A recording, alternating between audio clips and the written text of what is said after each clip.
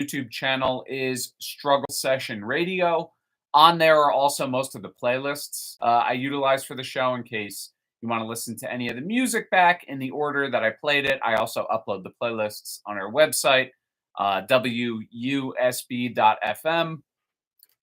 So that's all of that stuff. And yeah, I'm coming to everybody here from a very chilly studio. Very chilly studio. Quite nippy, quite cold. But we will soldier on through just like we always do. Honestly, the last couple of shows, I don't know how they've been.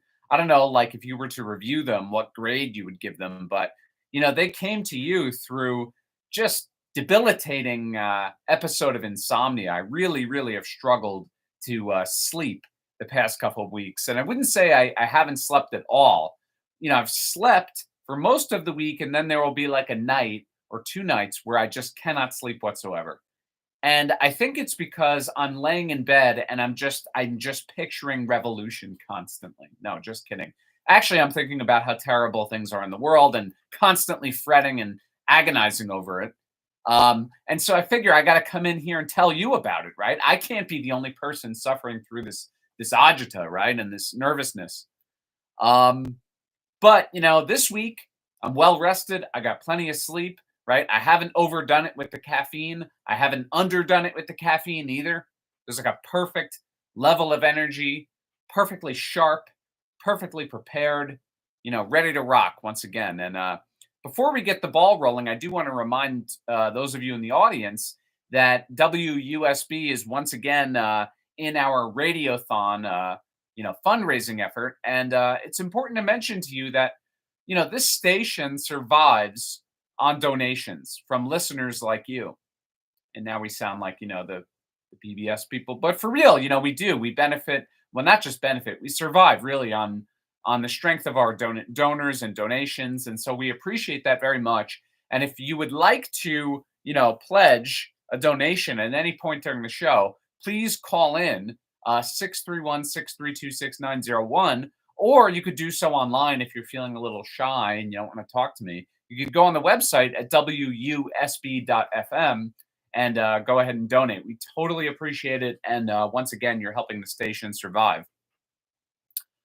So that's good. And then I also wanted to mention, just going through a few announcements here, that, we are on this program tonight during the 8 o'clock hour. We're on tonight from 7 to 10. During the 8 o'clock hour, we are going to play an interview I did with Professor Danny Shaw. Professor Danny Shaw is an activist, an academic, has worked in New York City at John Jay and various other schools.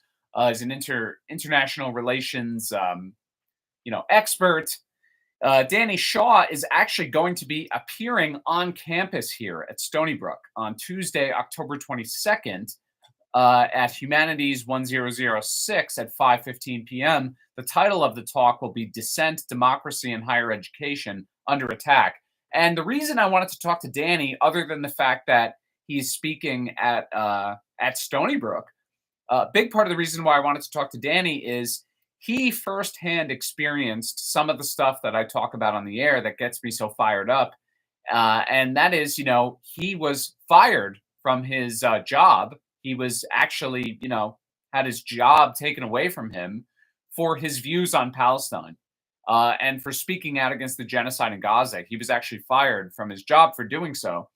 And, it's a great, on the one hand, it's a terrible thing that happened to Danny. But on the other hand, it's like, what a great guest for us to have. What an important person for us to talk to who can really just talk through experience, not just his words, but experience what it's like to experience this crackdown on free speech in defense of genocide in the Middle East, which is really what it is. We've talked about this again and again and again. And, you saw it on the campus protests all over the country, but especially in places like Harvard, where, these big demonstrations took place. Then the student protesters were actually doxxed. Their pictures were placed on the side of these giant trucks, which had all of their personal information and their photos appearing on a large panel on the side of the truck, and then those trucks drove around campus, trying to basically, really crush dissent. And it comes as no surprise that like there was a lot of large money pro-Israel, pack adjacent kind of people behind those trucks. So the institutions of power are completely against these protests. They're completely against dissent when it comes to Israel. And it's funny, like so many of my liberal colleagues and contemporaries, like they claim to, support the Palestinian people. They claim to be pro free speech, but you never hear them really speak out against, the sort of disturbing crackdown on dissent that you see, which is initiated by people often who are on the right wing, by the way. You never hear the liberals, or you don't hear a meaningful enough pushback by the liberals in terms of, this crackdown on dissent. And it's a major problem. So we're going to talk to Danny about that a little bit later on. And,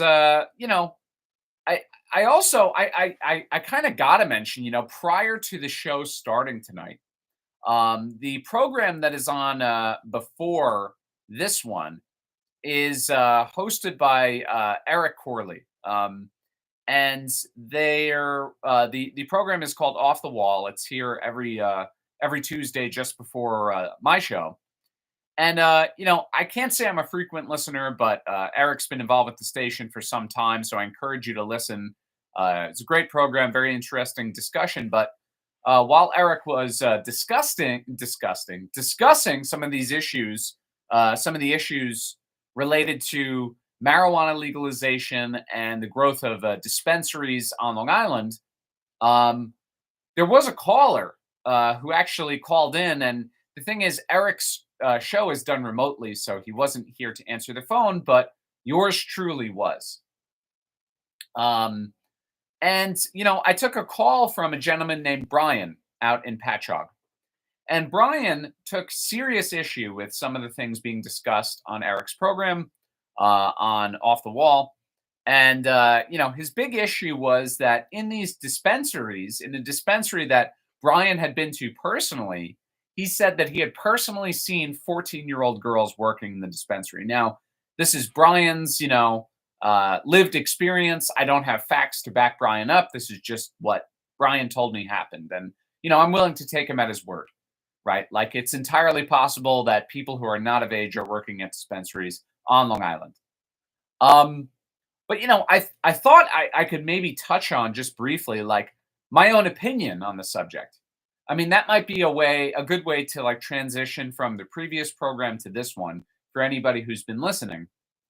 And I got to say, my view on marijuana and marijuana legalization is, well, very different than those of the previous hosts. And I think very different than most people my age. Look, I have a different view on marijuana use in general. I actually think marijuana use at best promotes laziness, right? And at worst, it exacerbates serious mental health issues, and it often introduces kids, primarily, but even some adults, to a whole world of illicit drug use.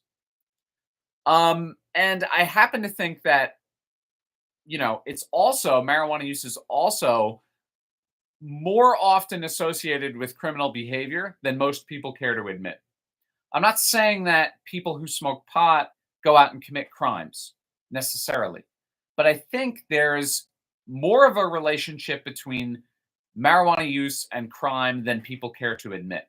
People who smoke pot, it's not like the old stereotype has always been like, well, when people drink, they go out and fight and they crash cars and they do bad things. But when people smoke pot, they just lay around and eat snacks all day, and it's totally innocent and good, and nothing bad ever happens. And I think the reality of it is smoking weed is a form of intoxication, right? Just like drinking, just like doing any drug. And just like drinking and doing any other drug, smoking pot does alter your state of consciousness. It impairs your judgment. It impacts, your motor skills and your motor function. And you might make decisions that you wouldn't make when you were sober. And often those decisions might be bad decisions, and they might even be decisions that are against the law. And I think that's just a reality of being intoxicated, right? And being high on anything.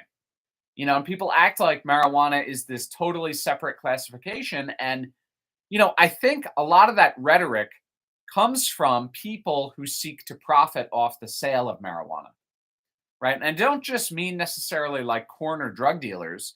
I mean people who view cannabis as like a market, and a very viable market, and one where a lot of money can be made. Because again, it's a drug that's relatively safe, at least in terms of physical consequences. It's not good to smoke anything, but smoking pot is, there's minimal damage that will happen to you in your body, at least in the short term, and even probably the long term. Yeah, there are mental health effects from smoking pot, but if you don't have a predisposition to mental illness, and you're, an otherwise well put together person mentally, you might be fine.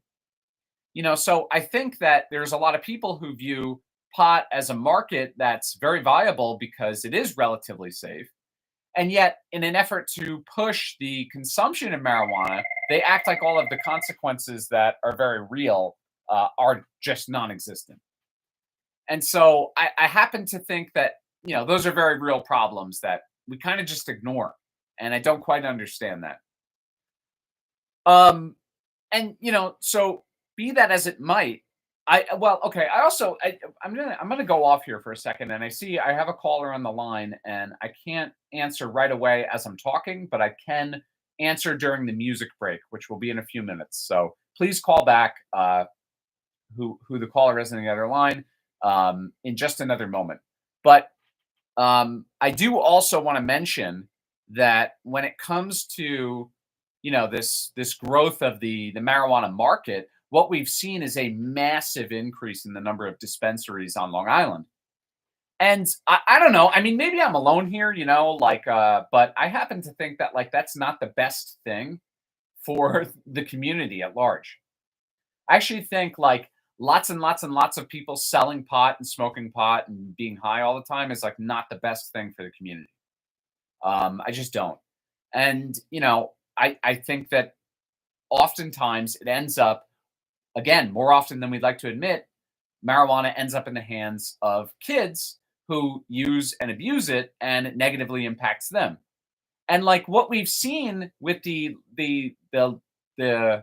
relaxation of marijuana laws, and the further push to legalize it, now there's discussion of like legalizing it on a federal level.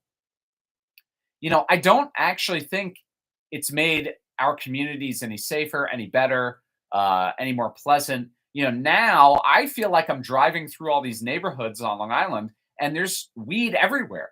It's like permeates everything. Everything stinks like weed all the time. And there's part of me that's like, okay, well, maybe you're having fun and you're doing your own thing, and that's fine. But at the end of the day, these are people who are getting high constantly, like during the day, during the morning, during the afternoon. That's bad for society. That's what people fundamentally don't understand about socialism and communism and Marxism, but primarily socialism. And that's the idea of like a social way of viewing the world, and a social way of viewing human experience. Everything you do is interlinked with the society around you. I hate to break it to my libertarian friends out there, God bless you, but you are not an isolated individual that just does whatever they want and it doesn't impact anybody but you. That's just not how things work. You're economically connected to the people around you. You are socially connected to the people around you as an outgrowth of the economic connection, right? And as someone who is, I would call myself somewhat religious. I would say, I would even push it further and say you're spiritually connected to the people around you. But if you can't follow me to that point, fine. At least acknowledge, and everybody must acknowledge because it's a fact of reality. This is not just an argument I'm making; it's factually true. You're connected to the community around you, and everything you do impacts the community around you. And so, if you're sitting around and smoking pot all day, you might think that's not harming anyone, but quite honestly, it impacts the community around you. And if there are enough people doing that, the community as a whole, you know, is in decline to some extent. People are less productive when they're high. People are less capable of making rational, good decisions when they're high, and so on and so forth. As we said before, it exacerbates, symptoms of mental illness. It is associated with crime, right? There's a whole host of other issues. So, point being, I'm not actually behind the whole push to legalize marijuana. Is it my number one issue? No. But if you told me tomorrow that they completely 180'd on that policy and now they want to crack down on marijuana use, they want to close the dispensaries, I'm for that. I'm for that 100%. Is that likely to happen? Probably not at this stage. Probably not at this stage. But is this going to be the kind of thing that in 10, 20, 30, 40 years we look back on and we're like, man, that was a mistake. We shouldn't have pushed the weed legalization thing so much. I don't know. Time will tell. I know that for sure, we've seen many, many drug crises in America spring forth from this conventional thinking of well, this drug is safe, it's not addictive. And then it turns out much later that lots of people become addicted to the drug and it's not safe whatsoever. So obviously, marijuana and OxyContin are not the exact same thing, but there's parallels that can be drawn between the two. Concerning parallels, by the way. Okay, so with that being said, our feature story tonight, the main story tonight, is going to be about the U.S. sending 100 troops into Israel, and those troops are going to be placed there to help deploy and maintain the THAAD defense system, which is the Terminal High Altitude Area Defense System in Israel. This is, of course, in response to Iranian strikes on Israel. And this whole thing points to a greater trend of the U.S. gradually, inch by inch, entering yet another war in the Middle East. And this is something that we warned about since last October. And we talked about ad nauseum on this show and on my live stream that the U.S. ultimately is being pulled into this conflict. And the U.S. is the determinant power in this conflict. Meaning, if they chose not to be involved to the level that they are, the conflict would probably die out much more quickly than we would like to admit. I think the same is true in Eastern Europe, by the way. But be that as it may, we're going to sort of pick that whole thing apart in our next segment here. So with that, I'm going to cut to a quick music break. There's a couple songs here to play. But this is one I really like. So it's from a Swedish group, Nutna Navar, and the song is Halo Dar Banda, which is a song about the Swedish support of the Vietnamese resistance in the Vietnam War. And if any callers would like to call in to discuss any of the things we mentioned in our opening segment before we get to our feature story, the number here is once again 631-632-6901. Here on the Struggle Session, you Stony Brook.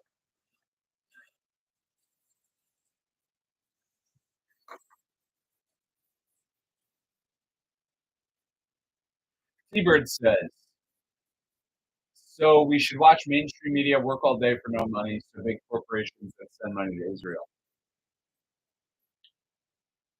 Oh, this is different people arguing. What's up, show? What's up, T-Bird? What's up, Sertsky? I'm not sure what you guys are debating exactly, but I feel like I probably agree with T-Bird.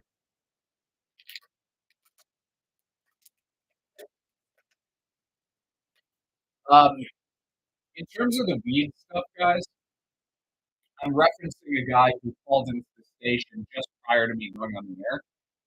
I hadn't planned to talk about weed at all, but he was very impassioned. I mean, he went on for 10 minutes about, the host who's on before me and how angry he was about the conversation about dispensaries and legalization and all this stuff. So, I was the only person here to listen to the poor guy, so I wanted to give him a shout out. I actually wrote it on a napkin, you know, and listen, I'm not. I think you guys know by now. It's got me in hot water with some Twitch chatters. I'm not pro weed at all. I'm sorry.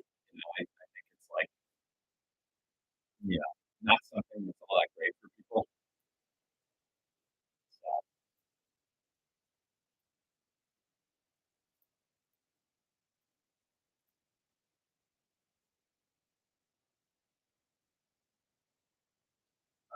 Tiber and Shoshone don't respect the agency of independent nation states. Well, what independent nation state do they not respect? Ukraine or Israel? I would assume it's one of those. Two.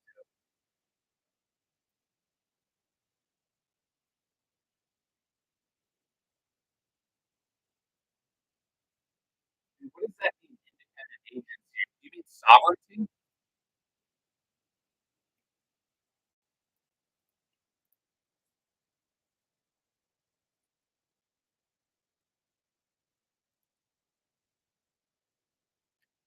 Tiber has sent a mail-in ballot for Kamala. Well, why would you do that? Mail-in ballot for Kamala.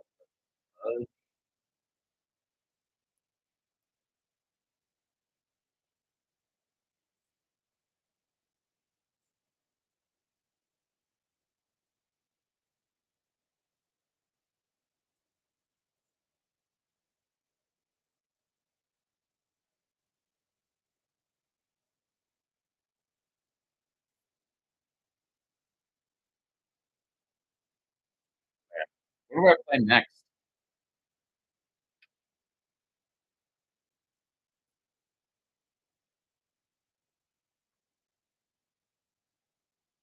Slava Ukraine will restore the 1991 borders. Is this PPG?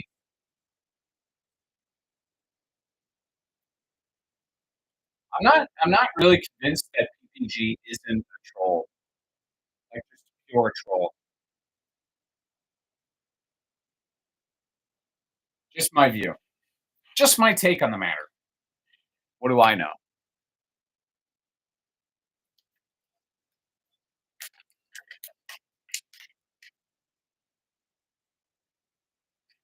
Retarded. Yeah. I mean, look, I don't know. I feel like the guy is just trolling.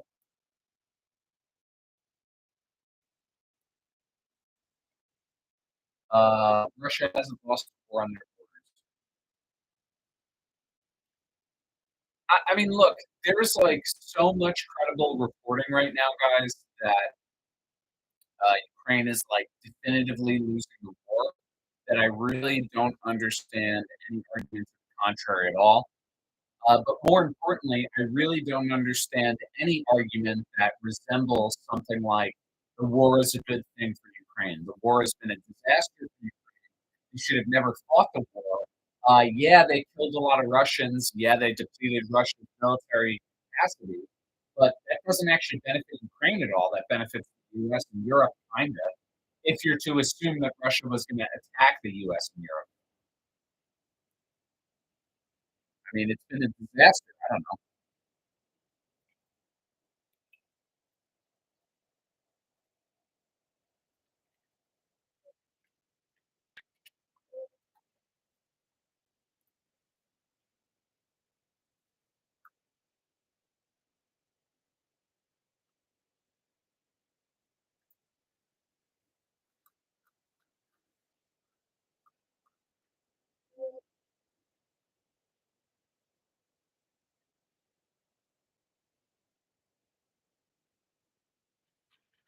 Yeah, I mean, I don't know. Can someone give me an argument why, like, why?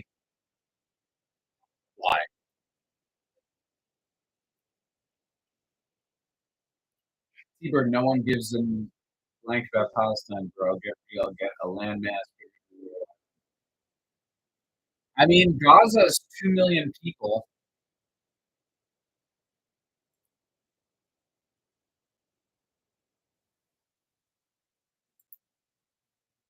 Asked what kind of family she wanted. She said, a family like yours. All right, we're going back on the air, guys, in about 3 minutes. I will shout you guys out in your comments on the air, so feel free to make them. I can't read your profanity, though. Holding my breath. I hear the door open, and I'm never sure who it'll be. My dad, or will he be somebody else? Will he be mean, violent, quiet, sad? Will he scream at me, punish me, or walk right by? Alcoholism can suffocate you and your family. Okay, sooner than 3 minutes. My bad. Call 1-888-425-2666. You don't have to hold your breath anymore. But to help them, help yourself first. Hey, this is Maddie, and you're listening to WUSB Stony Brook. Hey, this is Matt.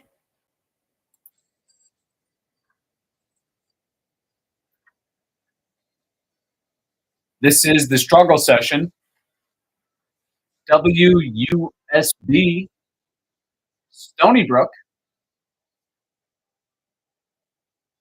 You're back here.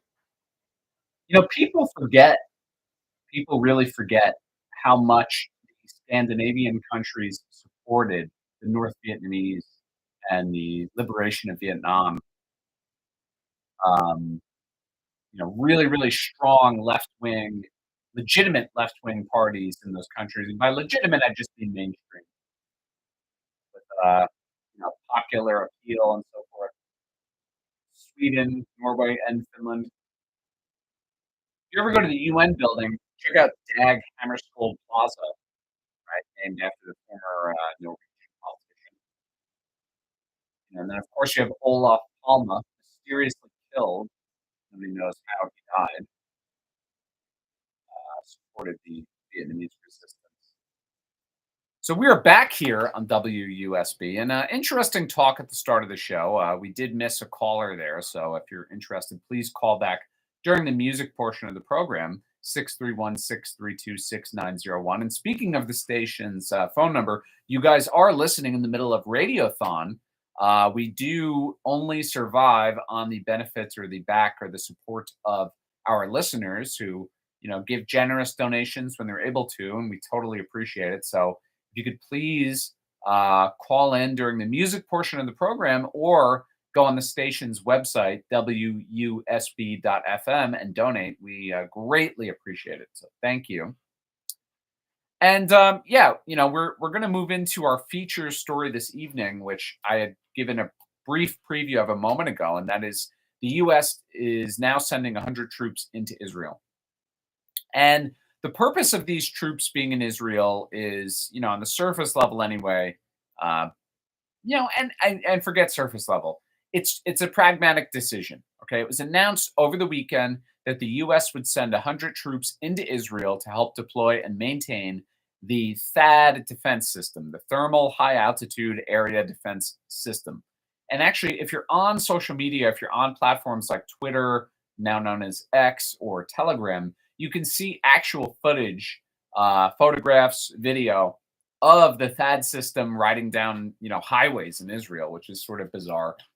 If you ever played like real-time strategy video games, it looks like one of the old like missile launcher vehicles from the old Command and Conquer games. Pretty impressive. If you're not a military person, like I don't have any formal military experience, seeing stuff like that is just kind of neat and interesting.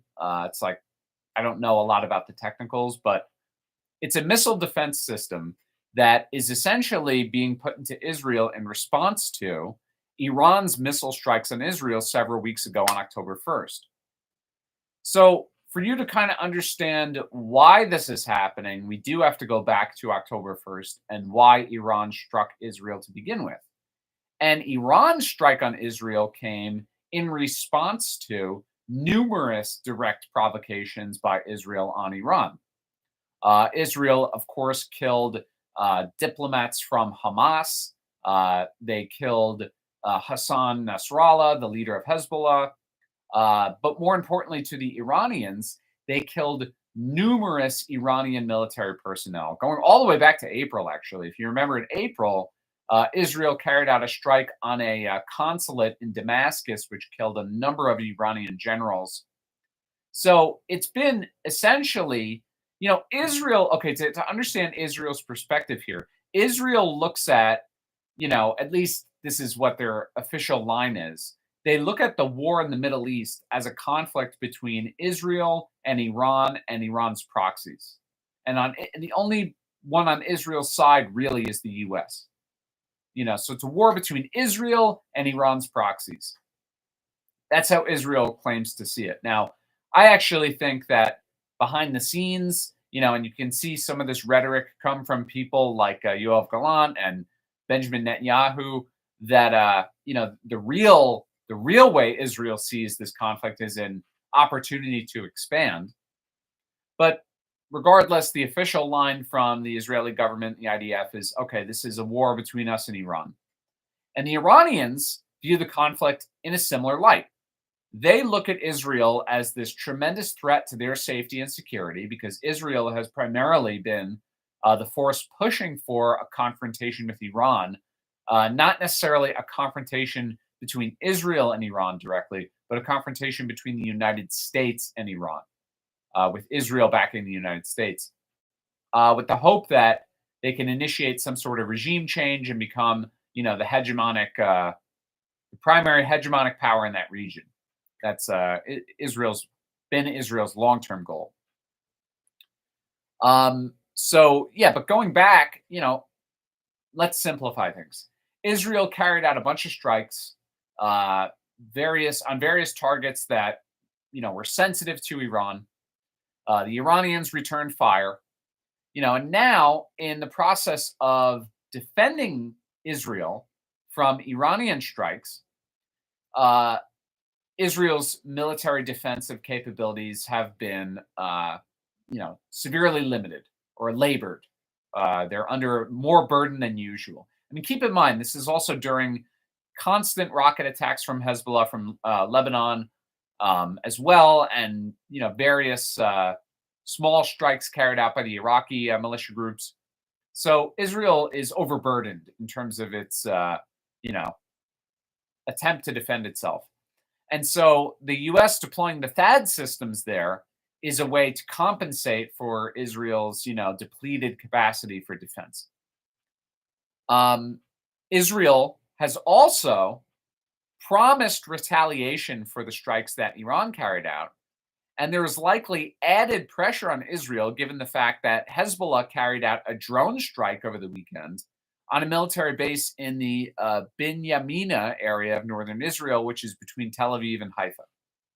So if you missed this, over the weekend, Hezbollah carried out a drone strike on a Israeli military encampment, which killed a few. I think the last count I saw was about 3 or 4 Israeli soldiers, but also injured several dozen. Right, so it was a significant strike on Israeli military personnel.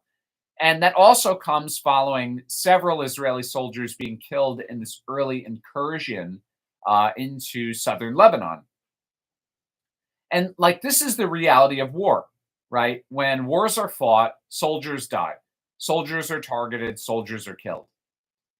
But it's interesting how Hezbollah, for all the bad things you might be tempted to say about Hezbollah has yet to, at least in this conflict, openly target civilians, right? They've launched rocket barrages into Israel, which have landed, with limited accuracy, by the way, all over the place.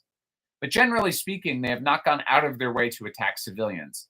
Compare that with Israel's conduct in Gaza, and you see a very stark contrast. But following this strike on Israeli soldiers, and the Iranian strike in early October, there's a lot of pressure on Israel now to retaliate. And this is sort of how both sides are playing each other here, is there's a tremendous amount of pressure to retaliate when the other side attacks. Because if you don't retaliate, it makes it appear to your citizens and to the rest of the world not just that you're practicing restraint, but that you're not willing to retaliate. And so this is the back and forth that goes on. But U.S. President Joe Biden spoke to Prime Minister Benjamin Netanyahu on Wednesday, their first conversation in almost 2 months. And Biden told Netanyahu that Israel's retaliation should be, quote, proportional. So what does that mean, proportional? Well, what it means is that Israel should be targeting military targets, or focusing on military targets. Let's phrase it like that. as opposed to civilian infrastructure in Lebanon, civilian infrastructure in Iran, or civilian infrastructure anywhere. Um, so the US urging a proportional response. Now, here's where it all kind of comes together for me. Based on the fact that our missile defense systems are being deployed in Israel to compensate for Israel's depleted stockpile, and based on the fact that we the Americans, are the ones advising Israel on how to respond, we can make some crucial inferences here that are very easy to understand, right? So it stands to reason, right, that if Israel depends on the US for its defense, by that nature, the US also has the ability to rein in Israel if we choose to do so. Ah, wow. If you've been listening to this program here, I've only been talking about that for an entire year, right? And people they look at me like I'm crazy when I say some things that are really basic and really easy to understand. I've been saying for months and months and months and months and months that Israel is at the behest of the United States, and that the Biden administration at any point could rein in Israel because all they have to do is threaten to withdraw aid. And by aid, we mean weapons, providing weapons to Israel. If we stop providing weapons to Israel, Israel will have no choice but to reassess its strategy to whatever we say it should be. So, okay, that's all well and good, right? We're in more control than we realize. Okay, that should be a positive thing. But an article today was actually published in Reuters, which was titled, U.S. tells Israel to improve Gaza humanitarian situation or risk military aid. Oh, so what this also means is that we have the power to stop the conflict in Gaza. Cool. Okay, so we can stop all the innocent people from being killed. That's great news. Not only can we prevent a wider regional war, we can actually do something to stop the genocide in Gaza. You're telling me this for the first time, Ben. This is fantastic news. Why do you sound angry? Okay, well, this actually raises some more questions if you really think about it. So first of all, if Israel is dependent on our aid to maintain its defense, then why haven't we attempted to use that to stop the conflict sooner? Why haven't we done more to prevent the deaths of thousands of Palestinians or Lebanese people? Why have we allowed the suffering and the violence and the carnage and the massacres to continue? Why? Well, there's only one answer to that. And there's a few chatters on Twitch right now. And again, we're live on Twitch if you care to view the program instead of just listen to it. Twitch.tv/non_smoker. Few Twitch chatters already get it. Show Shunt and T-Bird, they already get it. The reason that we haven't seen any change here, and the reason we haven't used this leverage, is that the United States and the Biden administration in particular, they are willingly complicit in the genocide in Gaza, meaning that it's part of their strategic objectives in the region. So let that digest for a minute. The reason that, in other words, we've always had leverage. We're using a little bit of our leverage now. And the reason we haven't used our leverage sooner is because everything Israel has done up to this point has been in line with our greater goals in the region.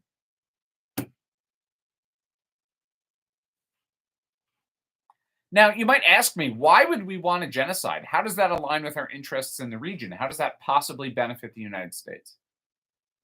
And that's because the reason people ask questions like that is because there's a fundamental misunderstanding when it comes to Israel and the US and how the politics work. Some people argue that Israel controls the US, while others argue the exact opposite. The reality is that the two have a symbiotic relationship of sorts. Symbiotic relationship. They both depend on one another. Israel's policy is an extension of our policy as implemented in the Middle East. Let me say that for you one more time. Israel's policy is an extension of our policy, our global policy, and it's just implemented in the Middle East. So we all fight for liberalism, and we all, meaning us, Israel, and our other allies, our European allies, we all fight for liberalism and global capitalism. That is our team, right? Our team is not Team Europe. Our team is not even Team White people. Some people think it is, but it's really not. Our team is not, team. I mean, anti-Semites will tell you, well, it's all a global Jewish conspiracy. It's not that either. It's really simple what it is. It's team liberal capitalism and everybody else. It used to be liberal capitalism versus communism. And with the fall of the Soviet Union and the transition of China into a more, market socialism style economy, now it's the two sides in the big clash of civilizations in the world are team liberal capitalism and everybody else, the global South, right? And what's interesting about that contradiction is the global South primarily encompasses countries that actually manufacture everything for the other side, for the first world, for the global North, as I'm referring to them, team liberal capitalism, right? So what America and Israel are fighting for in the Middle East is the proliferation and preservation of these systems, liberalism and capitalism. That's what the conflict's about. Our goal in the Middle East is to make it as easy as possible for us to conduct our business. And what is our business? In the Middle East, it's purchasing oil, creating new markets, and shipping our goods, right? The goods that we get from Asia that are manufactured in Asia, Southeast Asia and South Asia and Asia proper, right?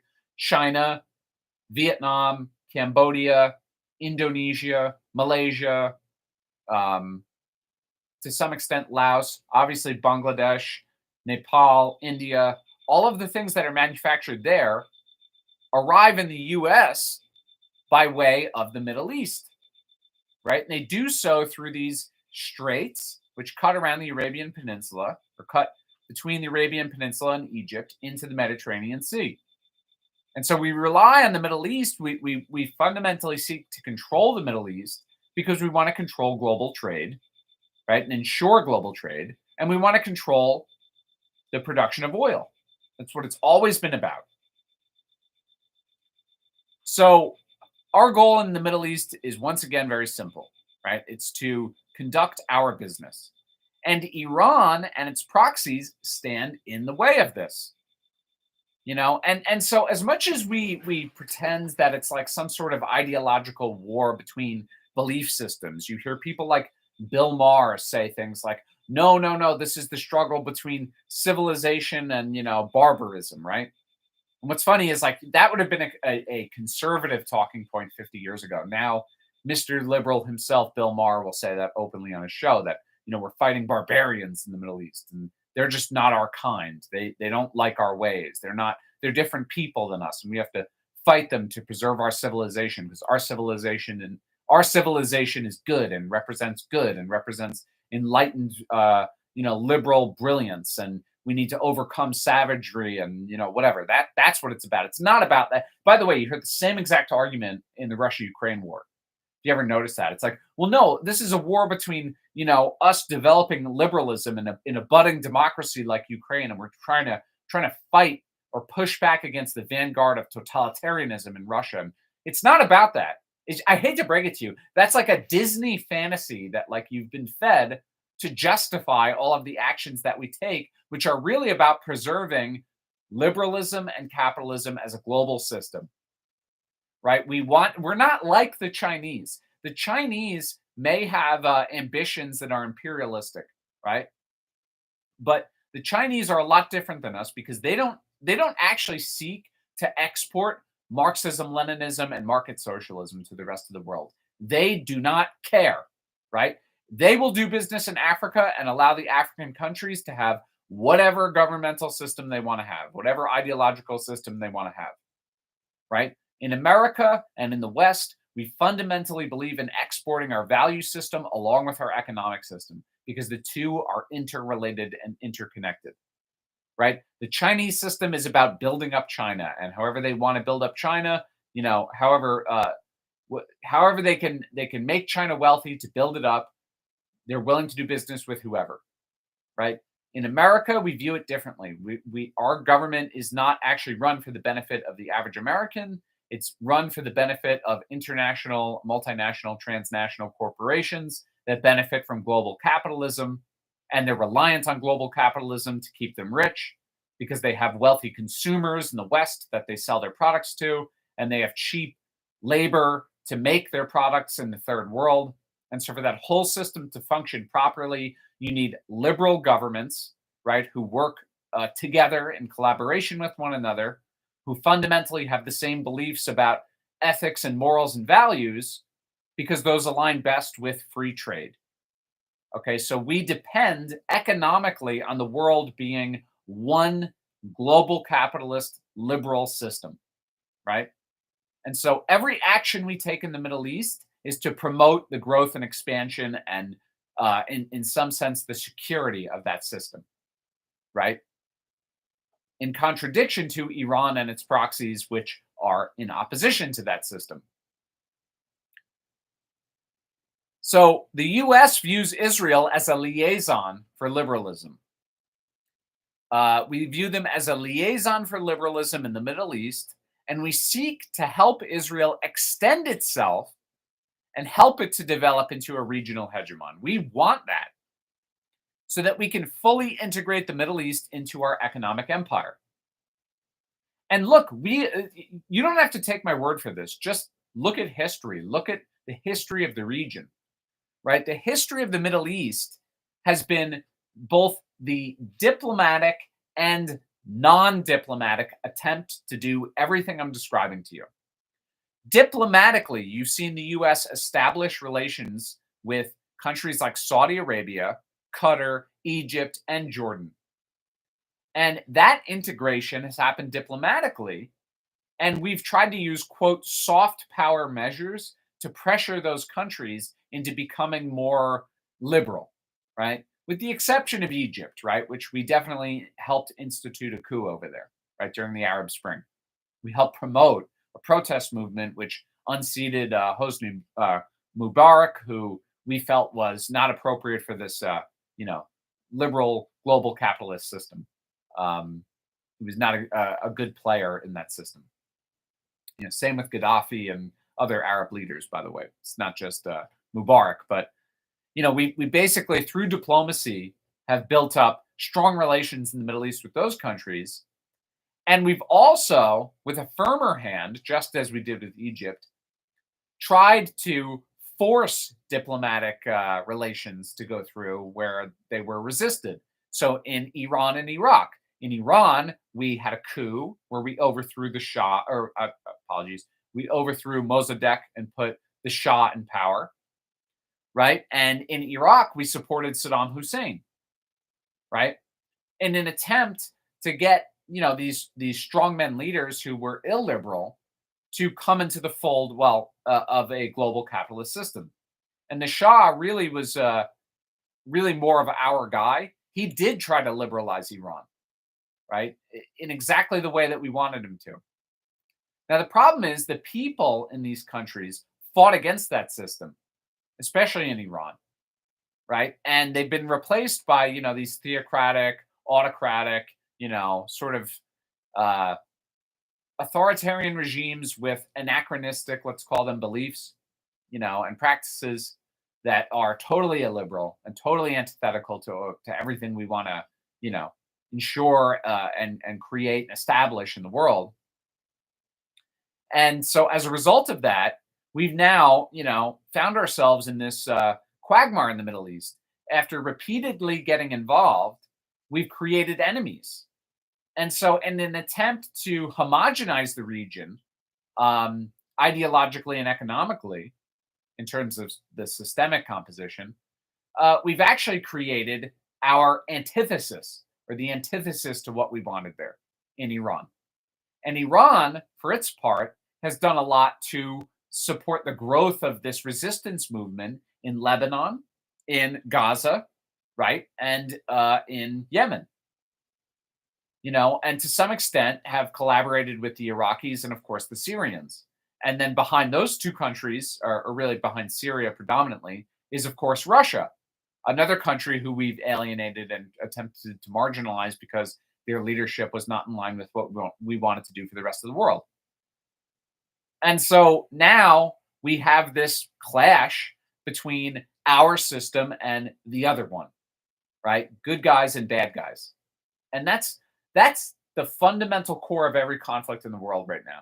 You need to understand that, whether it's Armenia and Azerbaijan, China and Taiwan, Ukraine and Russia, Iran and Israel, it's all really, at the end of the day, the clash between liberal global capitalism and its antithesis. And that's communism. Now, the Iranians, the Russians, the Chinese, they don't view themselves as a global communist movement. But if you stick to the strict definition of what communism is, okay, communism is the new economic order which will emerge out of the crumbling of the old economic order, capitalism. And capitalism will, of course, crumble under the weight of its own contradictions. It will happen as a natural process. And that is what you're seeing. We are witnessing history unfold before our eyes because what we're seeing is the beginning stages of the US empire's decline, right? And the early stages of the rise of the global South. And quite honestly, I'm here for it, folks. I'm here for it. Because, we really don't have a choice. And I really think to be a communist, by the way, really just means that you understand this stuff more than anything else. So with that being said, I want to move on to another music break here on the Struggle Session, and after which we're going to play our interview with Professor Danny Shaw.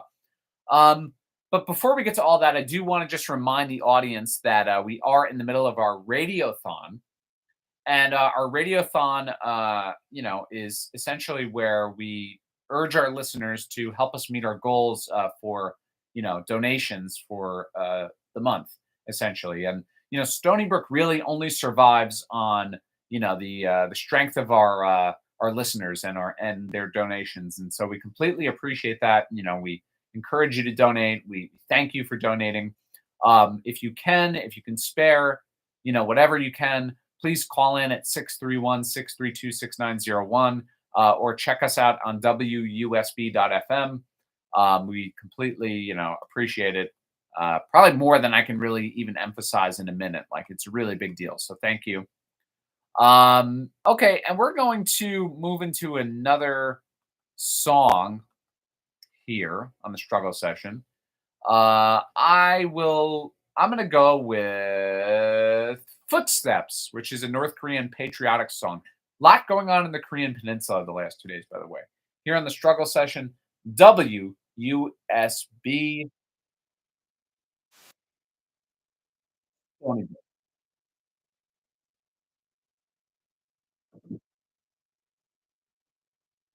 Oh, where do you fall on the political spectrum? I am a Marxist-Leninist. All right, guys, we have a caller. I want to see if you guys can listen in. WUSB. Hi, I would like to pledge. This is Brian from Patchogue again. Hey, Brian. Thank you. Yes, I heard your speech, and it was great. So, Patriot Brian from Patchogue would like to pledge $500. Oh, nice. Wow. Thank you so much. Yes. And it'll be a check from American Environmental Solutions in Patchogue. Okay. I want to call out the traitor, socialist Eric Corley. I want to challenge him to have his socialist friends contribute the same amount. And I will match it again, which I know he'll never be able to do. He's big talk, a lot of big talk, no action from the traitor socialist Eric Corley. You can tell him that. If his listeners will put in 500, I will put in another 500. Wow. That's Put awesome, that Brian. out there. You can check. My company has donated in the past, like I spoke earlier. I believe putting the money where, at least from this show, we get at least half a fare. This show has been on for at least, since I've been listening, 6 years, maybe 8, and never a fair, like an equal balanced opinion. And when he loses, when they get swept in this election,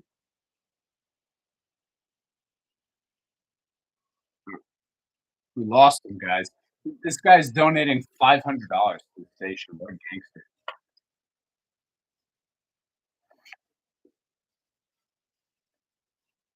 He's a little long-winded, so I bet you anything he's still going, even though he just hung up on himself. But what a cool try. $500. Pendergast is his name.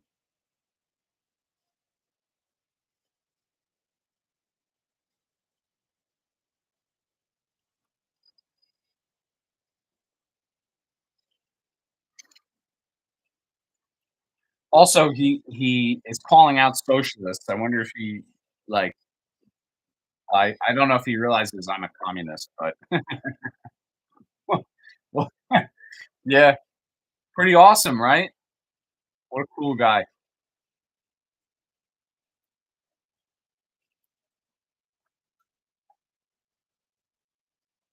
That after this, guys, we're gonna play our interview with Danny.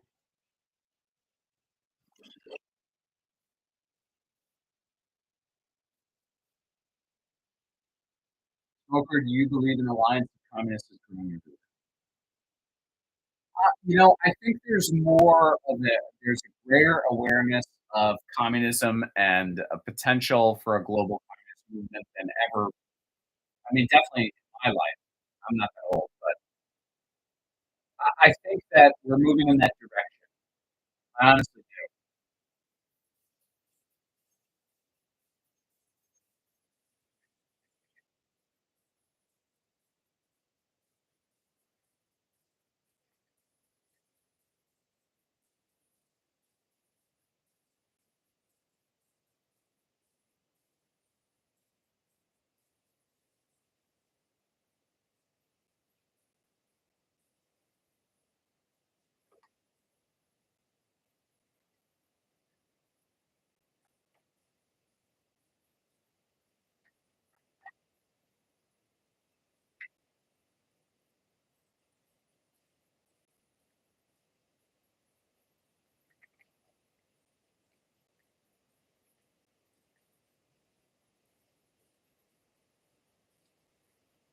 I'm gonna donate 10K to have your cadaver be preserved in Lake Forest. They're probably gonna want more money than that, brother. But I mean, by all means, I don't know how my wife and child are gonna feel about that, but I guess you could ask them. I'll ask them when I get home. I guess I don't know.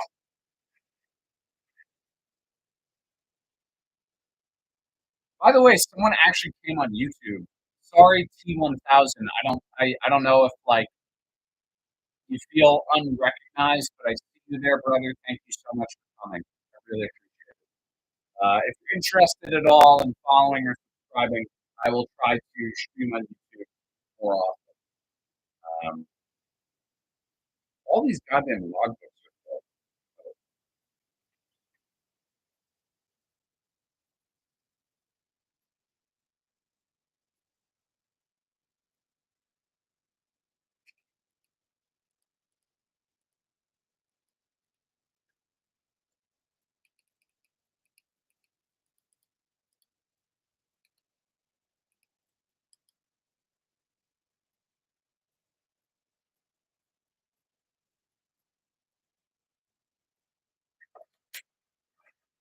Hell yeah, brother. Thank you, T1000, man. God bless. We're live on WUSB out in Stony Brook, and we're also live over here on Twitch. We got a lot going on. gonna hop back on the air.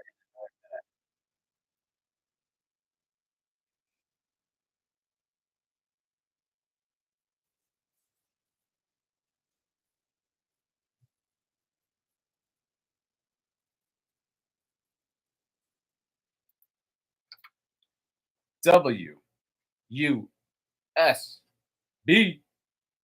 Stony Brook, and we're back here on the struggle session. And once again, we did get a caller who offered a generous donation for our radiothon. We really appreciate you, Brian, out in Patchogue. Thank you so much. Um, Brian also did want me to mention, and I have to, given the generosity of his donation, that he would like to challenge Eric Corley to a debate. Eric Corley, of course, the host of Off the Hook, or apologies, Off the Wall and Off the Hook, here on WUSB. He's is Off the Wall. Off the Hook is on WBAI. And yeah, so Eric, if you're listening out there, brother, you've been challenged to a debate by a caller to the station, Brian Pendergast. Hopefully, you guys can set that up somehow. I'd be interested in moderating or perhaps just watching. So, so good luck with that. And so now I do want to transition over to our interview. So I was lucky enough to interview Professor Danny Shaw a few days ago. Danny is an academic. Recently actually lost his job because of his stance on the genocide in Gaza and the conflict in Palestine. Well, conflict in Gaza and yeah, Palestine as a whole, the West Bank as well, and the Middle East in general.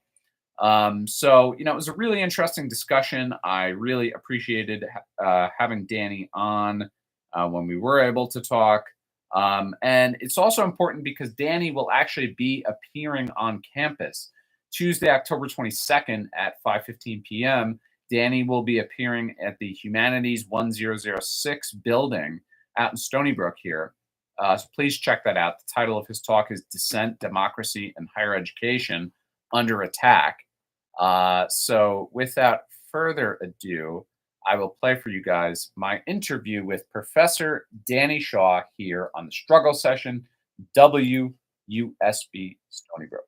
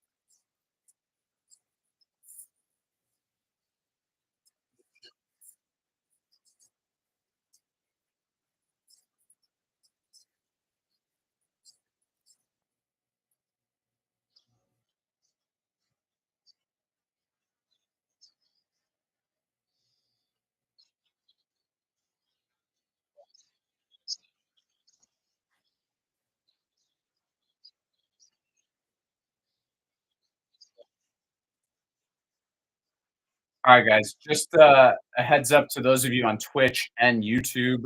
We are having our interview with Danny Shaw play right now over the air.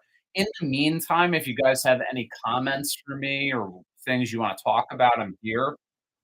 Israel, Palestine, Russia, Ukraine. You can just listen to Danny's interview. It was actually very good. Um,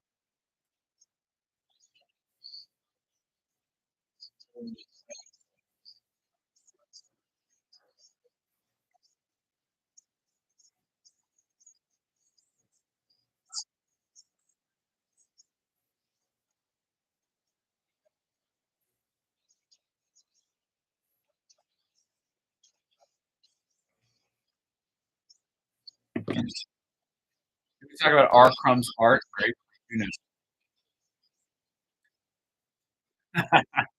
Well, Robert Crumb's art, very interesting. Okay, this is what I'll say about Robert Crumb's art. We probably have somewhat similar taste in women. just at least in terms of like physical appearance. Robert Crumb loved a woman with big legs. Yeah, it's very much a high testosterone sort of indicator. If you're attracted to women who look like Robert Crumb's objects of affection, right? He was a good artist, you know. I think he has Trump derangement syndrome, for what it's worth. What about you guys on Twitch?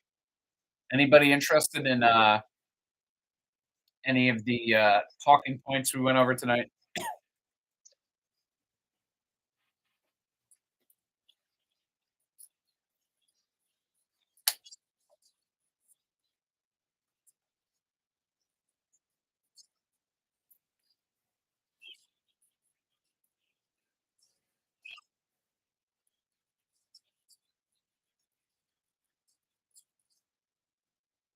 Yeah, that's true. He is an old man. I try to give my dad the same leeway. My dad is in his mid 70s, and I'm like, dude, I'm not gonna be mad at my dad for like hating Trump. You know what I mean? Like, he's an old man with like delicate or just different sensibilities. Like my dad hates Trump because he's like rude, mostly, and he thinks he's like rude and kind of like an idiot. And I'm not going to be mad at my. I guess you can't be mad at like Robert Crumb for hating Trump, mind you. But he also, I think, did he move to France? Not mistaken. He moved to France.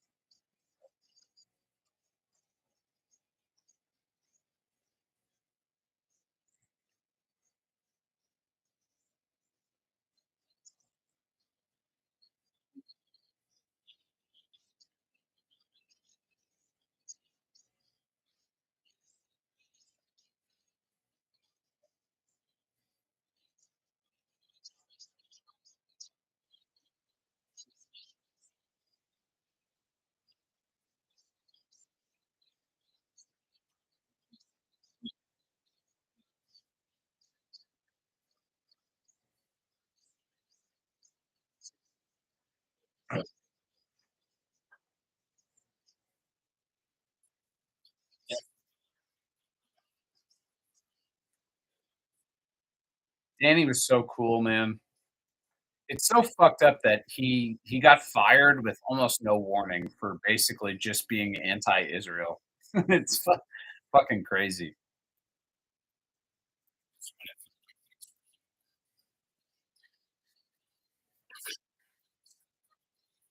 To anybody out there on YouTube or on Twitch, can someone quickly find me, if you can, the group that paid for those trucks, that doxed the protesters? Sounds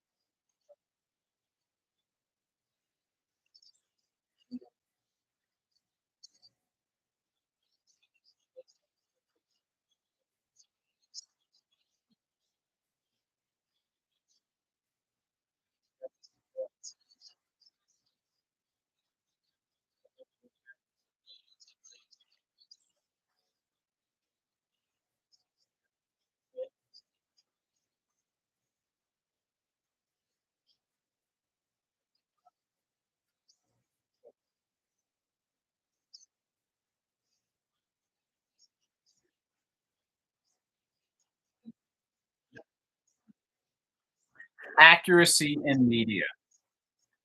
That's who it was. Accuracy in Media was the group that sent the doxing trucks after the protesters. Accuracy in Media.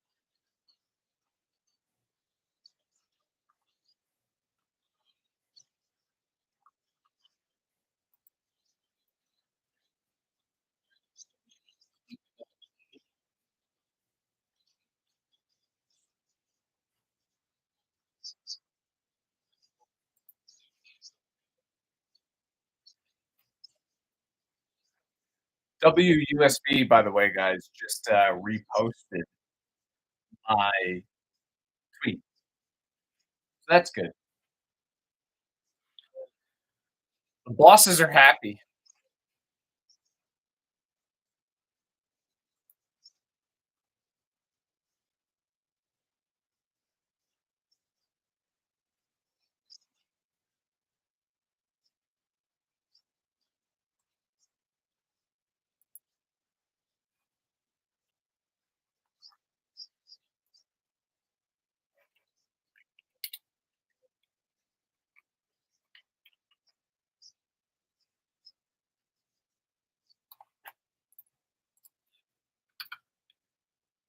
WUSB Stony Brook. Just want to remind the audience that we're here speaking with Professor Danny Shaw, pre recorded interview. I do want to mention real quick that we are in the middle of Radiothon, currently attempting to raise as much money as we possibly can through donations from our listeners. That's, of course, how the station survives. So if you're interested in donating, now would be a great time because I'm available to take any donations by phone. So please call in 631 632 6901 or check us out online at WUSB.FM. And once again, we will resume with our interview with Professor Danny Shaw.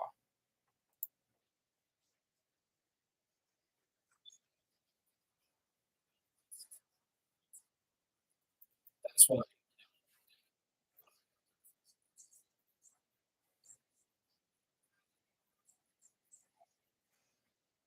What's the Tanky Chud's perspective of the Israel Palestine? The Tanky Chud. Huh. What's my perspective? Okay, well, Glazy, I mean, I support the liberation of the Palestinian people, full stop, and I always have. And so I guess that's my position.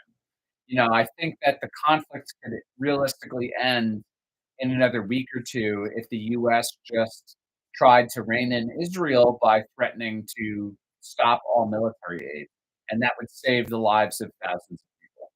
That's my position.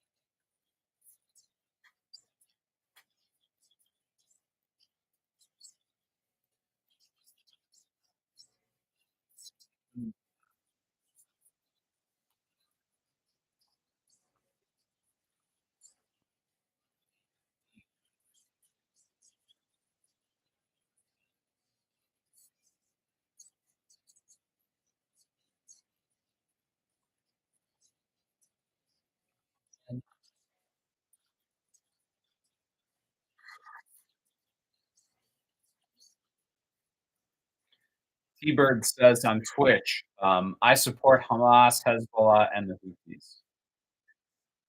I wouldn't go that far personally, uh, but at the same time, I think, first of all, Hezbollah is a legitimate political, formation that many people in Lebanon support. Same is true with Hamas, by the way. And the Houthis have more legitimacy in Yemen than the quote unquote real government does. So, I respect their autonomy and I respect their sovereignty. So I'll say that.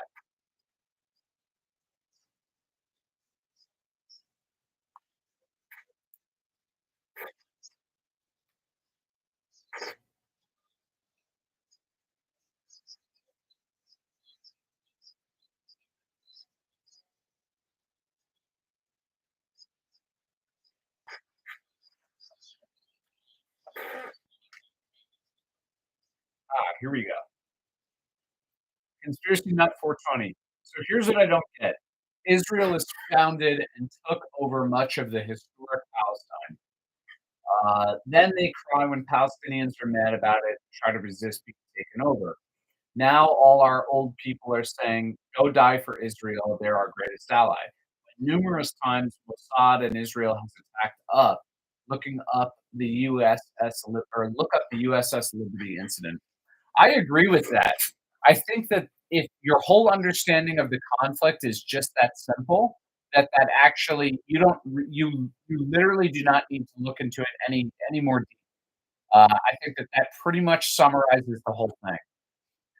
This was a land that you could argue historically belonged to the Jewish people because of this, that, and the other thing, and appeals to the Bible or whatever. The fact is, for centuries, that land was occupied by Muslims predominantly, mostly Arabs.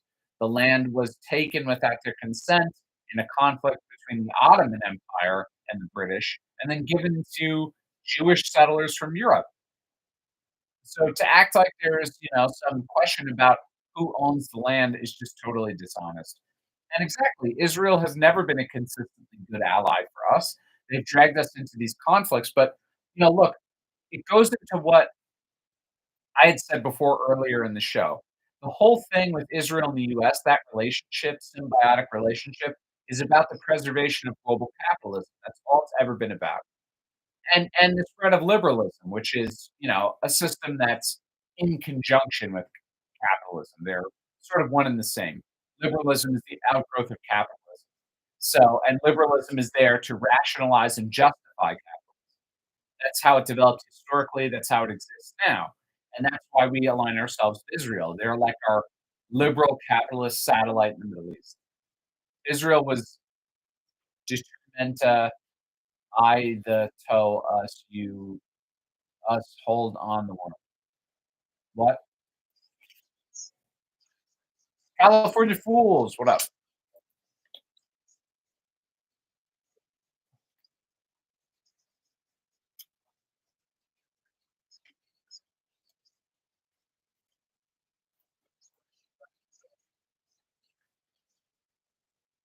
We were talking, guys, by the way, to Danny Shaw. That's who the interview's with.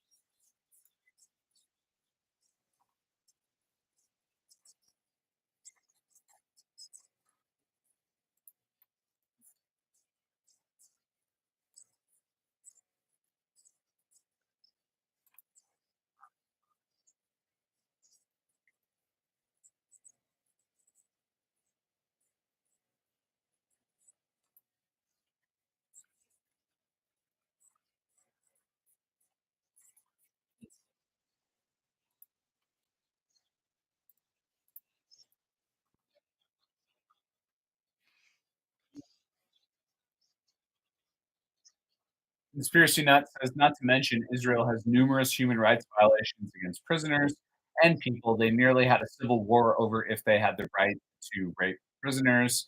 They were protesting for it. I mean, again, again, in line with my original argument, this is the contradiction of liberalism. And that's really what fascism is.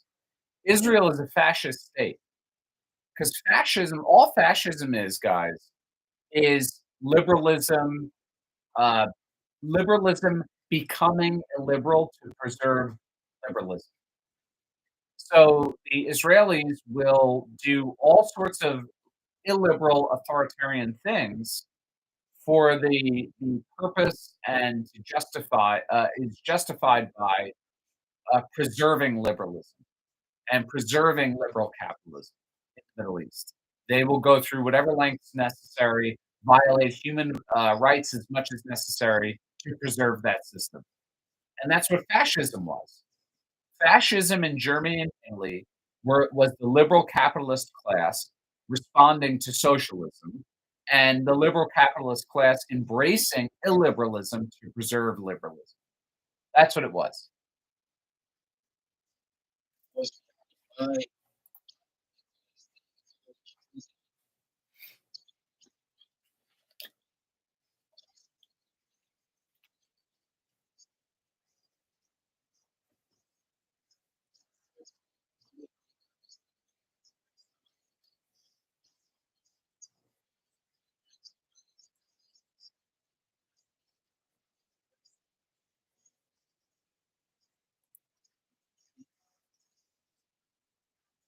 Heads up to you guys on Twitch and YouTube, but I'm going to quite shortly pause the interview with Danny to play some PSAs. It's only going to take a minute or two, but I just wanted to let you know.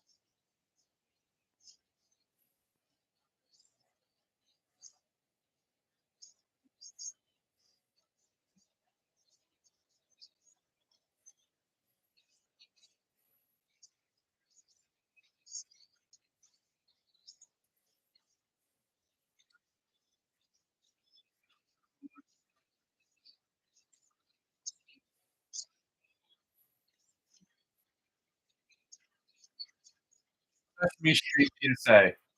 Do we have a Sesame Street? We have like a Bugs Bunny one, don't we? Yeah, Bugs Bunny anti-drug. I could play you that one. Not enough. Israel needs more. Yeah. Well, never enough, right?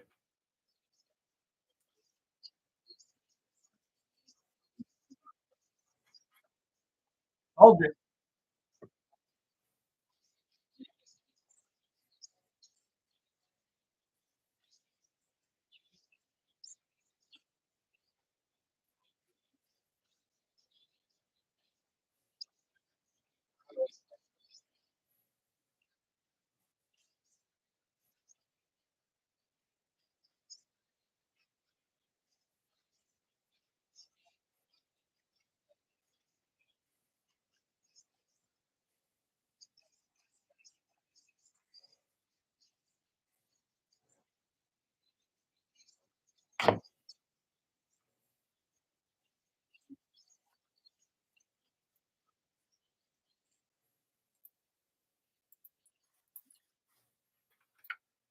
WUSB Stony Brook. This is the struggle session here, and we are airing our interview with Professor Danny Shaw here on the struggle session. I do want to take a quick break to once again mention Radiothon. Radiothon is going on right now. The station is currently well, accepting donations, trying to reach our goal for the month. If you are interested in donating, please call in at 631-632-6901. We always appreciate the support of our listeners. We sort of survive, not sort of, we survive thanks to the generosity of our listeners. And if you could please either call in or go on the website, wusb.fm. I'm also going to take another pause or a extended pause from the break. Extended pause from the interview with Danny to play some public service announcements here on WUSB.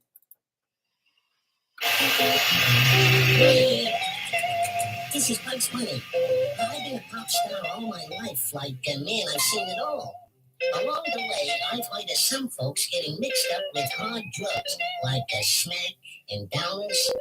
Now let me tell you. Bugs. Sharing a good, healthy carrot with some pals before a show. But stay away from those bad, hard drugs, unless you want to wind up asking me, what's up, Doc?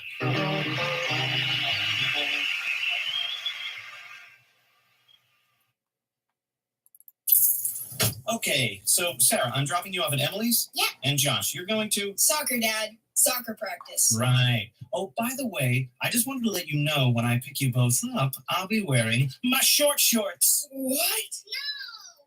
I agree, Trailhead. This is a much better environment for the stream. Now, here's the thing. I'm streaming from an iPad, so it's like a little ghetto, but whatever. My office at home is a little confined. The lighting hurts my eyes. The only problem is when I stream over the radio, I can't really curse, so I'm limited in what I can say. But the setup is cool.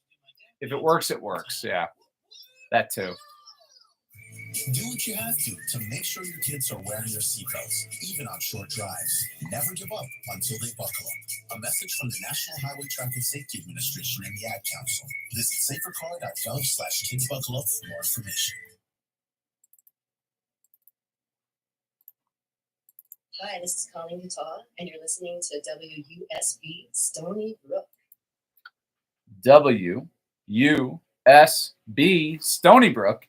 And we're back here with Struggle Session. Your host, Ben Tallman, once again. We are continuing. We're going to continue with our interview with Professor Danny Shaw here on the Struggle Session. I do mention it a couple more times in this interview, but once again, just for clarification, Danny will be appearing on campus on October 22nd, Tuesday, October 22nd, at 5:15 p.m. in the Humanities Building, room 1006, for a talk titled Dissent, Democracy, and Higher Education Under Attack. So we will continue with our interview with Professor Danny Shaw here on the Struggle Session.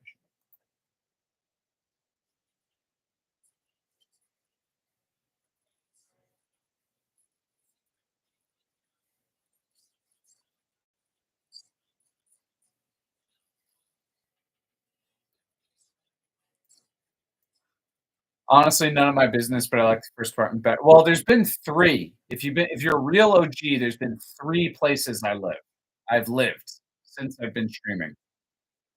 So my first apartment was the classic one with, the overhead lighting.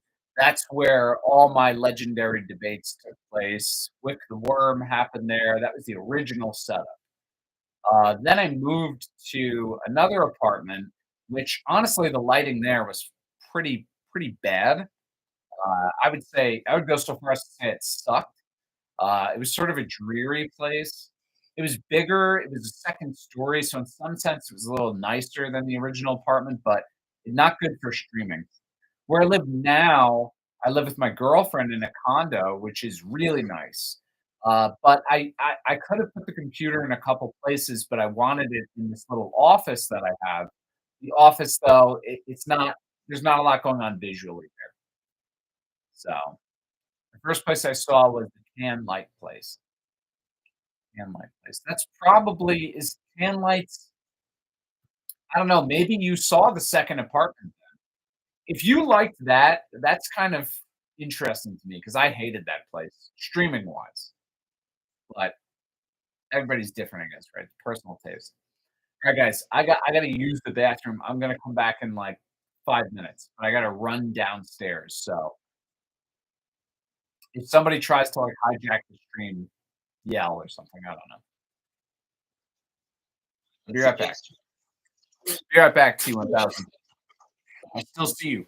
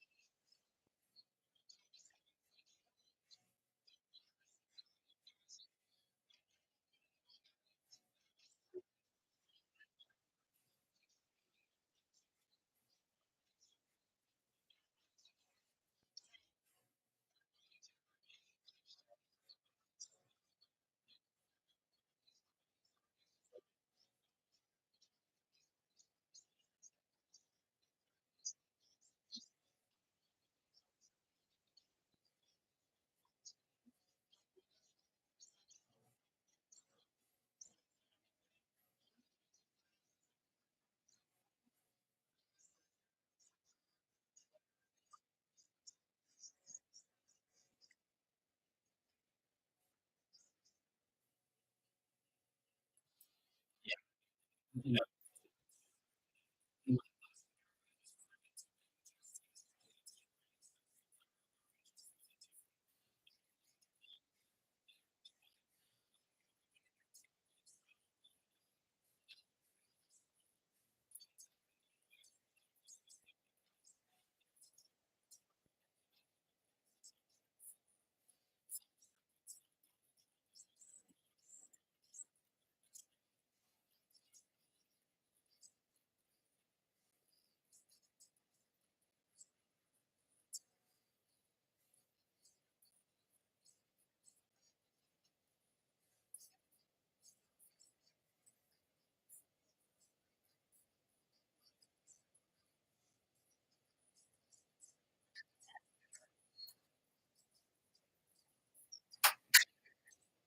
Woo.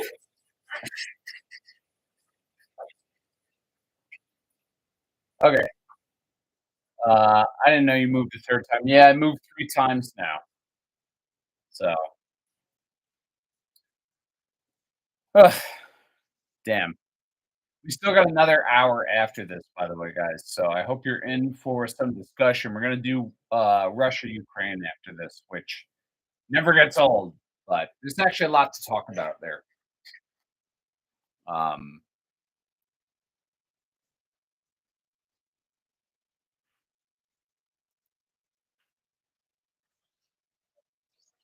what do you guys think of the Danny interview? So some of you guys heard this already. Sorry if it's like a little redundant.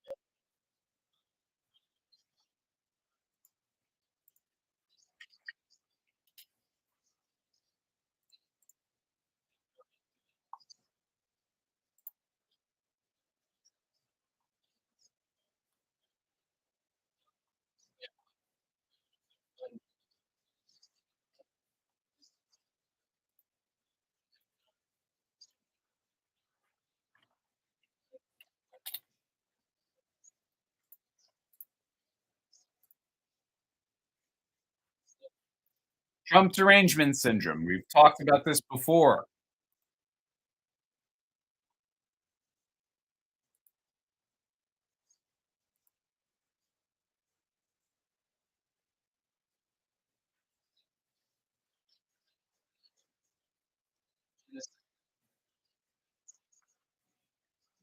I'm so going to this talk, by the way, that Danny's having.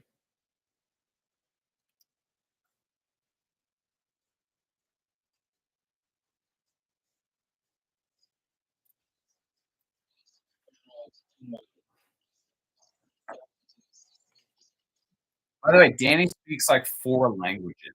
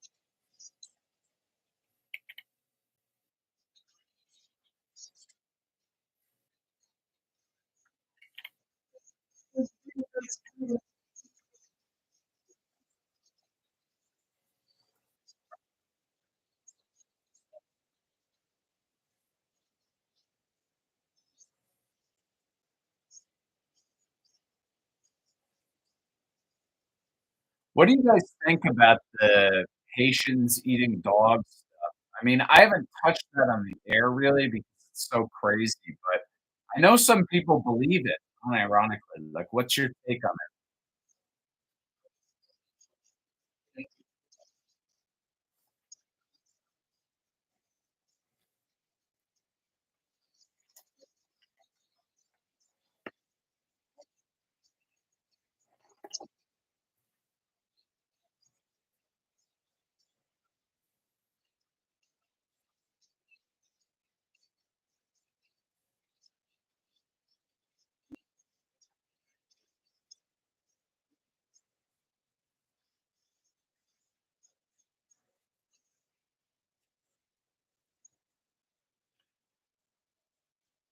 Someone might be getting massacred next door to me.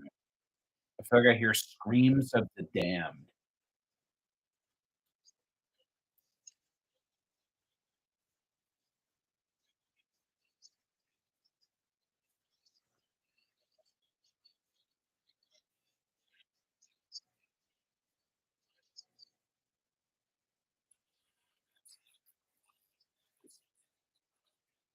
It's goofy. It's crazy, right?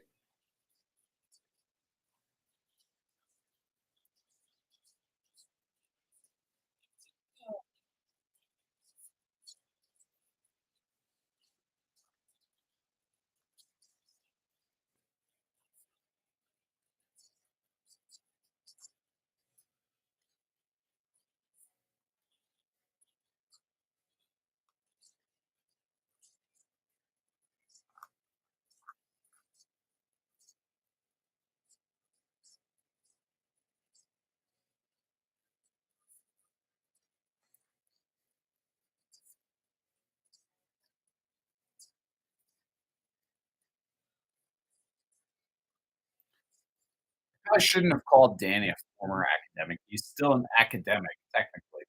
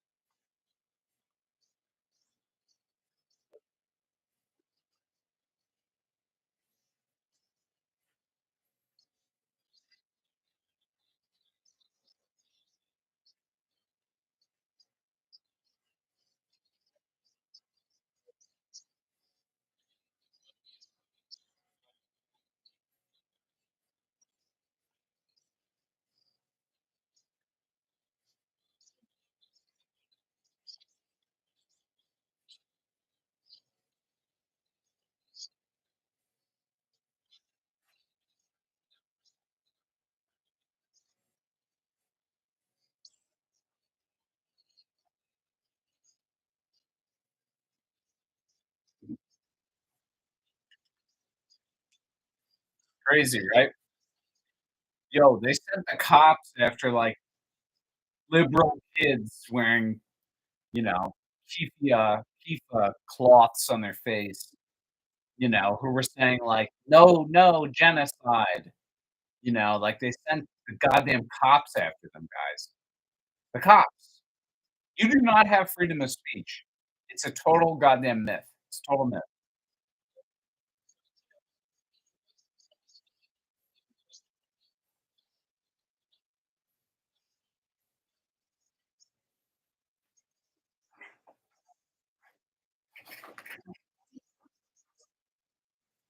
No genocide. Yes, genocide. Yes.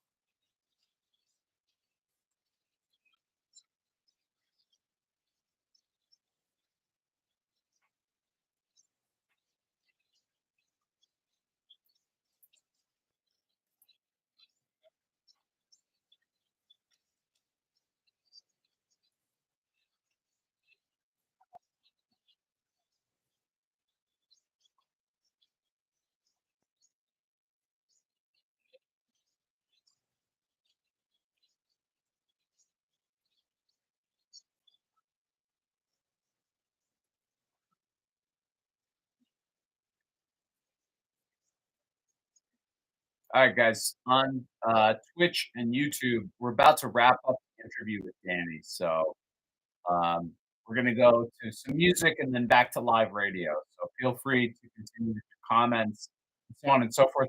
I realized this was sort of a boring watch, but I had the interview with Danny already queued up. So kind of had to do it.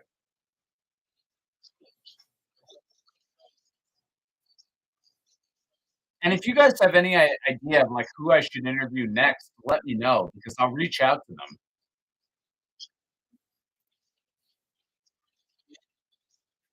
I'm gonna stay on. I'm gonna be on another hour. I got another hour of streaming left in me, so hopefully you guys are there for it.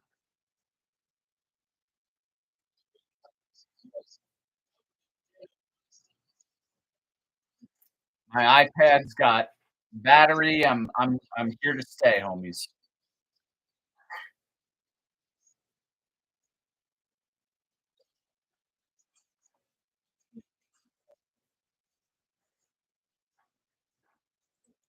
Hey, ICBM, what's up, man?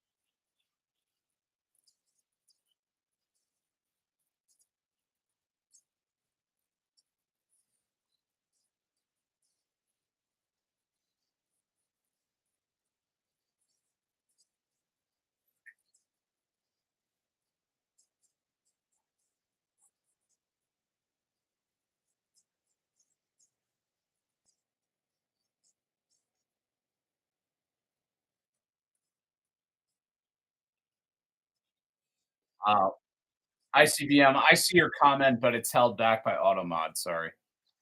All right, we're going back on the air in like a couple seconds, guys.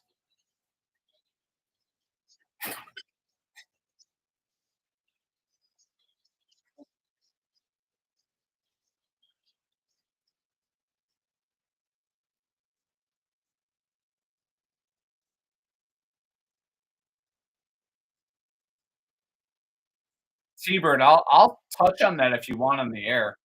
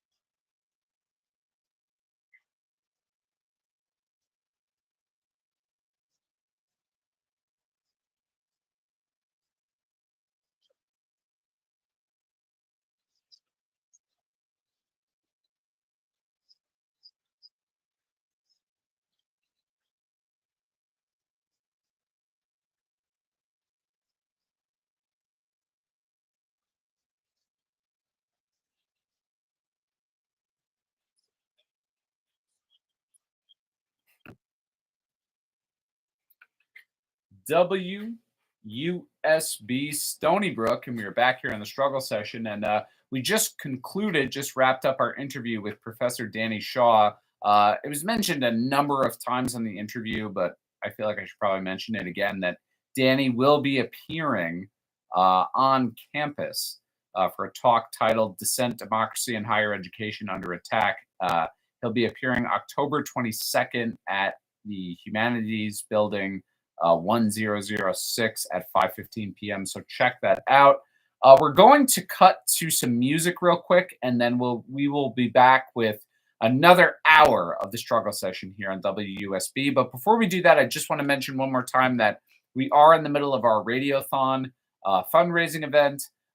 Please, we appreciate any contributions of all types, but we're trying to meet a fundraising goal specifically for this month. So if you are interested in donating, please call in the studio at 631-632-6901, or you could also call the number 1-888-632-9872. Or, of course, you could donate online at wusb.fm or by email at wusbdonations@stonybrook.edu.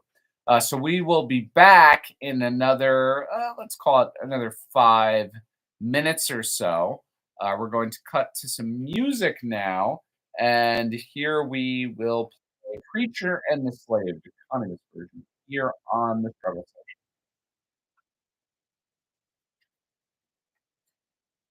All right. Ooh. Hey, Alice. Alice says, did you see the EV car there that was catching on fire all the time? I think it was trying to show the moment the guys who lived there and did take on for America to compete, it would have to set up supply chains. So it takes time. This is good stuff, guys. We can talk about this on the air.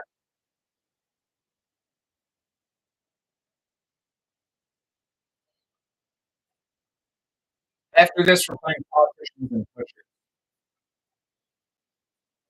And my hand is cramped.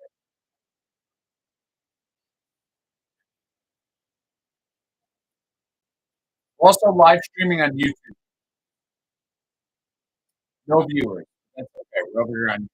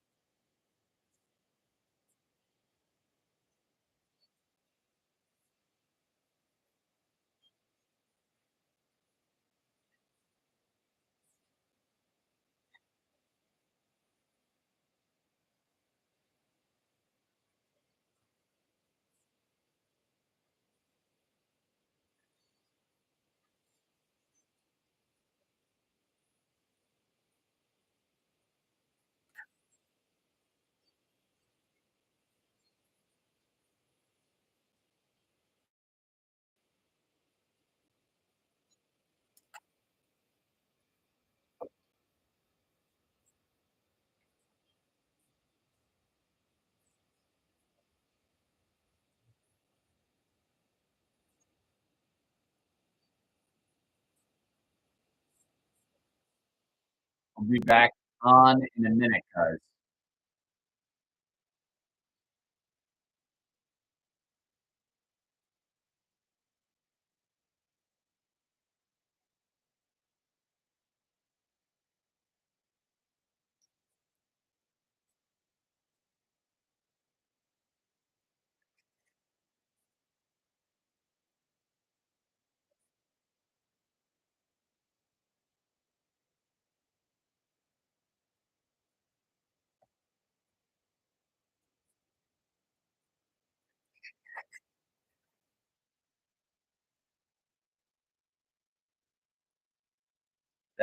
That is definitely no lie.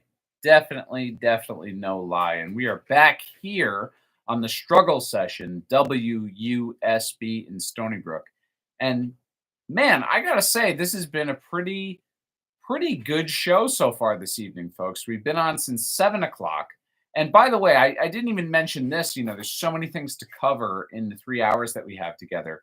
I didn't even mention the fact that, yes, these are our new hours of operation officially. So we will be on every 2 weeks, at least for the time being, on Tuesday night, and we will broadcast for 3 hours, 7 o'clock to 10 o'clock here on WUSB. We are also currently simulcasting, actually trimulcasting, and yes, I am trademarking that term. No, I don't see any contradiction between trademarking it and being a communist. But we are trimulcasting currently on both YouTube, and you can find us on YouTube at Struggle Session Radio. So go to YouTube, search Struggle Session Radio. You could see the live stream, or you could go to twitch.tv/non_smoker and watch the other live stream. So any live stream you like, you could see me from multiple angles. You could listen, you can watch, whatever you prefer. And I got to say right now, the Twitch chat, although there's only a few people watching, is very active. And so there's a number of comments in here, people talking about, you know, the impact of a potential tariff policy by the Trump administration, which might prevent Chinese goods from coming into the country, and what the cost of that might be for the American consumer. And, you know, look, there's no doubt that any kind of protectionist trade policy will have a detrimental effect in the short term on consumers in terms of prices. The question is, though, how can the government work to implement a system of protectionist trade policies such that they're defending the interests of working Americans and also act to protect or insulate working Americans from the negative impact of that? So how can, like, what we should be seeking is, if we care about working people in America, is somehow setting up a system of government where we can have a protectionist trade policy, right? So there are tariffs on Chinese goods and other goods manufactured in other countries, while at the same time working to provide enough for the average American, such that they won't be crushed under the cost of those tariffs, right? And in order to do that, you need a real economic vision for the country. You would need a leader who has a consistent and real vision for what America should be and what they want and how we could possibly carry that out. And unfortunately, neither party has presented to us a viable option for really either of those things, let alone both of them: a protectionist trade policy and then further measures taken to insulate the American people from the negative impact of that. You don't see that from Trump, and you hear zero discussion about that from from Kamala Harris. But the reason Bernie slipped out of my mouth just now is because Bernie Sanders was really the closest thing you had to that. You know, Bernie Sanders was a guy who talked about protecting the interests of American workers and also protecting the interests of working American families. And what that really meant was the government doing things to help protect American jobs and doing things to help working families. You know, that was a real populist left-wing platform that was viable, that was electable. And I was thinking about this the other day. Like, you look at where the country is now. You know, the 2016 election was 8 years ago. And that entire election cycle felt like Donald Trump versus Hillary Clinton versus Bernie Sanders. Like, even though Bernie dropped out, and we all know, I hope we're all honest about the fact that Bernie kind of got screwed in the primary process. You know, you go back to the CNN debates, you go back to the fact that CNN leaked the debate questions to the Hillary Clinton campaign. You know, there's clear sabotage operation going on to try to, cut Bernie out from the knees. And, that actually ended up really hurting Hillary in the long run because the whole scandal behind that made her look corrupt and untrustworthy. But yeah, I mean, like it felt like there was the Bernie contingent all the way till the end. And if you remember, there were a lot of people who blamed the quote Bernie bros for costing Hillary the election because they claimed the logic was, oh, the people who liked Bernie so much couldn't accept the fact that he lost couldn't accept the fact that he lost in the primary. And so they either refused to vote outright or they voted third party, or some of them even voted for Trump. But if you look back, if you go now 8 years into the future from there to the present day, what do we see? Well, we see in America that really is, if you look at polling, they're, basically primed to be electing once again Donald Trump. And I still say Kamala Harris has a realistic chance of winning. In fact, I still think she might win. And I only think that because Trump is so detestable and so many people hate him and can't stand him that they'll vote for literally anyone just to not have Trump in power again.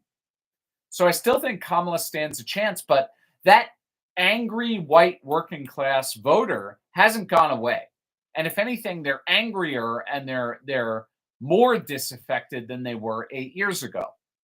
And that includes not just Trump voters, but the would-be Bernie voters who feel divorced from both parties and feel unrepresented entirely, and they just don't get involved in politics at all. Right? And it just occurred to me through this whole thing that if Bernie had actually pulled it off, because people used to say like Bernie would have been the only one who could have beaten Trump. And looking back, at the time, I remember thinking like, oh, that's probably a little bit of an overstep. It's really true. Had Bernie run against Donald Trump, I don't see a way that he realistically could have lost, because there would have been all of those people who just hated Trump supporting Bernie because they'll support anyone other than Trump. And then there would have been a massive percentage of people who loved Bernie, obviously, sticking with him in the general. And then, the Trump voters who were just angry, disaffected people in general who liked Trump because he was anti-establishment, a certain percentage of them would have supported Bernie because he was anti-establishment. So realistically, Bernie, I feel like was, the only candidate who could have solidly beaten Trump, at least in the states that mattered. And today we really need a new Bernie on the left. We really need a new Bernie movement, a real populist, authentic movement on the left. And I've always thought someone who has a real vision for the country and what the country should be and where the country should be going. It's one of the reasons I liked Andrew Yang so much. Was Andrew Yang, for all of his flaws and faults, Andrew Yang really understood what the problems the country would be facing, really understood the problems that the country would be facing in the next several decades. And no candidate seems to grasp that, not even Bernie or Trump. But Bernie or Trump get what people are frustrated about now. And so, I would love to see some sort of synthesis of all of those things in the Democratic Party. And we don't see that. We don't even see the early stages of that. In fact, Bernie would have been the early stages of that. And we've actually moved backwards from Bernie. We've moved more establishment than Bernie. We've shifted more to the right. Chatter asks on Twitch, how is Bernie anti-establishment? Well, the original Bernie movement was a broad-based, critique of the Democratic Party from within. And Bernie, you have to remember, was an independent for much of his career, but he ran as a Democrat on the platform that the Democratic Party had fallen short of its promises and by and large failed the American people by, not pulling out of Iraq sooner, by not pulling out of Afghanistan sooner, by bailing out the big banks during the financial crisis and leaving the average American to just sort of struggle, and not following through on the promise of universal health care, addressing the student loan crisis and the number of young Democratic constituents who were drowning in student loan debt. And, the Democratic Party had done very little to address their issues. And keep in mind, he was critiquing specifically the Obama administration, in particular, the Obama administration that at one time controlled all three branches of government, in a sense that they were all under control by the Democrats. You know, the Democrats had control across the board and were never able to pull off any meaningful legislation to address any of those issues. That's how Bernie was anti establishment. And I think just by nature of the fact that he was running against the quintessential establishment candidate, Hillary Clinton, who then conspired with party leadership to thwart Bernie, he was anti establishment in practice more than he even may have been in ideology, right? But he was equally anti establishment in ideology regardless. Another chatter on Twitch, Alice McGee says, I like what the libertarian runner had to say, Oliver Chase. And the libertarians, I always consider the libertarians an ally because they're consistently anti-war and they're consistently anti-authoritarianism in terms of the current American state, and in many ways, the libertarians have the same position as many communists do, is that we oppose the current system as it's presently constituted.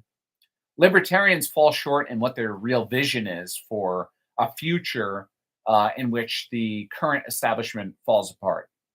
The future the libertarians envision would pretty much result in a collapsing back into what we currently have now or something similar. But yeah, so that we don't have a real vision for the country. I mean, on the Democratic Party, in terms of the Democratic Party, at least on the right wing, they purport to offer a vision for the country, although it's sort of nonsensical and crazy. But I do want to address something about that. And, the Republican Party, their strength is built on the idea that they have a much more consistent, clear vision for what the country's problems are and how they're going to address them. And they stick to the issues that they win on. And what issues do they win on?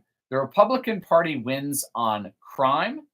The Republican Party wins on immigration, right? They win on crime and they win on immigration. These are two key issues the Republican Party wins on. And I want to point out an interview that J.D. Vance recently had with a New York Times reporter, Lulu Garcia Navarro. So this is J.D. Vance talking with Garcia Navarro of the New York Times, and they're discussing the issue of immigration. Let's listen in.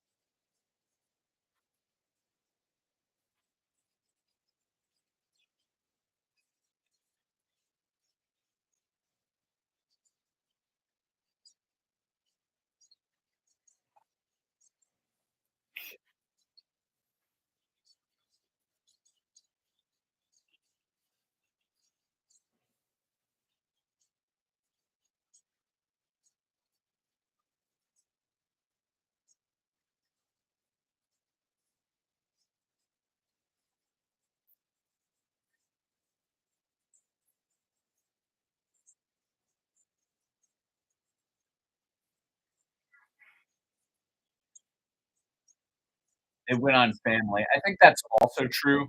They win on the arguments about um, moral values and things like that.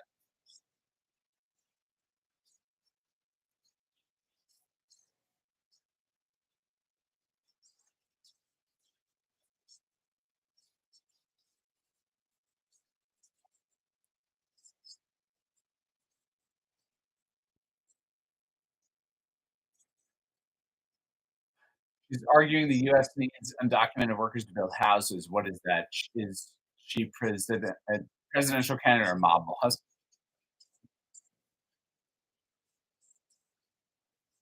This is an important point, guys.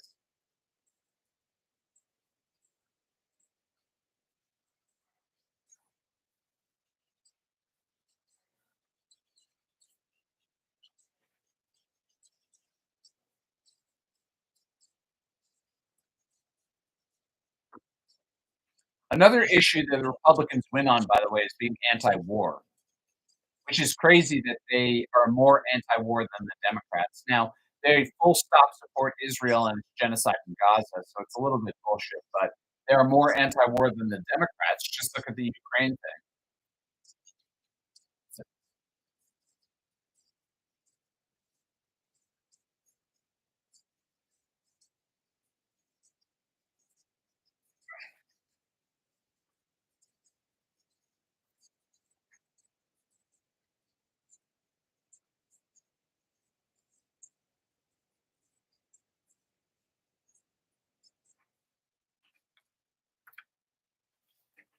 That, of course, was vice presidential candidate J.D. Vance speaking with New York Times reporter Lulu Garcia. And, we were talking while that was playing in the studio here. I was talking to some of my chatters on Twitch. Again, if you'd like to watch the Twitch stream, it is twitch.tv/non_smoker. But yeah, I was talking with some of the chatters here about the Republican Party and, just listening into that, it's so clear to me why this is a winning issue for Republicans and why it's a losing issue for Democrats. And Democrats just don't seem to understand basic aspects of this argument and basic aspects of this discussion. So like what am I talking about? Well, first of all, the problem, right? The problem is there's thousands of undocumented people coming into the country every single day. And there doesn't appear to be a mechanism in place to, one, prevent that, or two, to address those people once they're here, right? And so how this works is these people end up filling up our cities, right? And many of them do work. They go and work and they are employed, but they work at a poverty wage. And they're forced to live in deplorable conditions. They're basically exploited. Their labor is like, they're ultra or hyper exploited compared to the average American working person. So they're completely taken advantage of. And the hope is for them is like, well, if I have children, then in theory they can become, well, not in theory, they legally become citizens, which is then a path to citizenship for me. And so even if we have to struggle and suffer for a time, it's worth it because eventually I can get U.S. citizenship.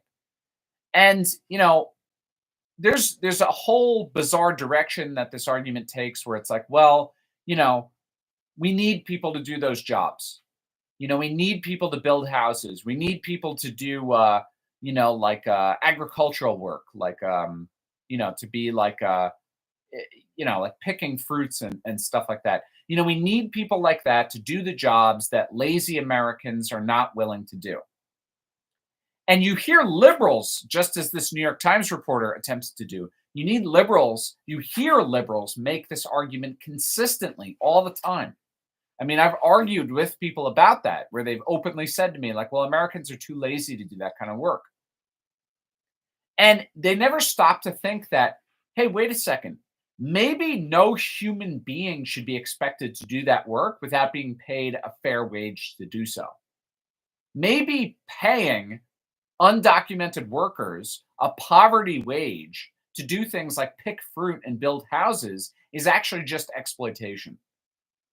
And that maybe if we can't afford to pay people a living wage to do those things, then there's no reason that we can justify the prices that we're paying for goods currently. What factors into a price of any good, any commodity?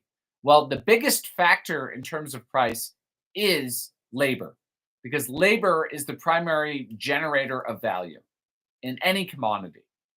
And that, yes, that's Marxism 101, but even if you're not a Marxist, it just stands to reason. If you don't have a person there to pick the fruit, it's sort of worthless.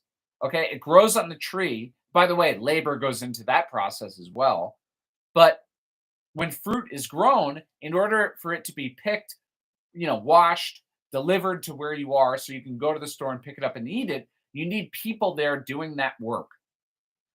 Okay, and so you need to pay people a living wage such that they can survive on it if you're going to expect them to do the work for you. And so, yes, undocumented workers are willing to live in much worse conditions than Americans are, but they shouldn't have to.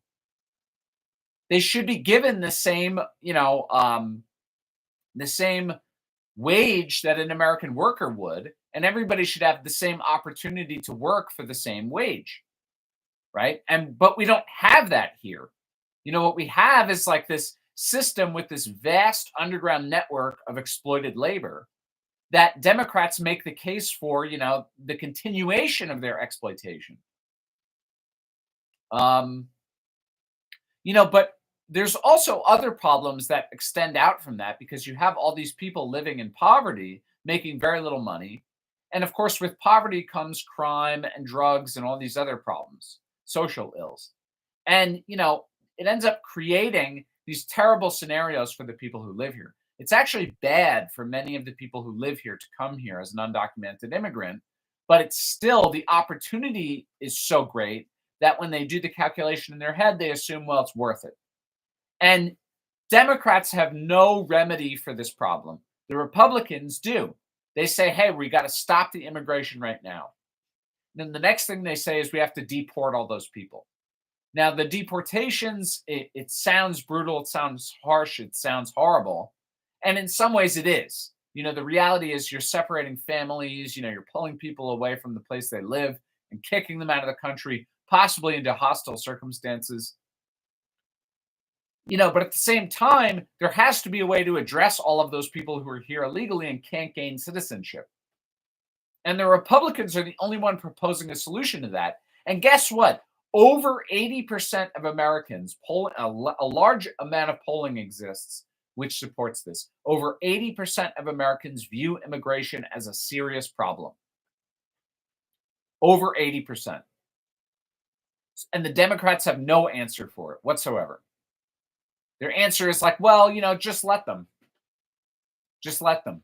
We need people to do landscaping. And I don't want to do my own landscaping. So just let them. That's not a working solution. And worse yet, if you care about politics, it's not a winning platform. It's a losing platform. The same way the Republicans have a losing platform on abortion, the Democrats have a losing platform on immigration. The Democrats have a losing platform also on crime.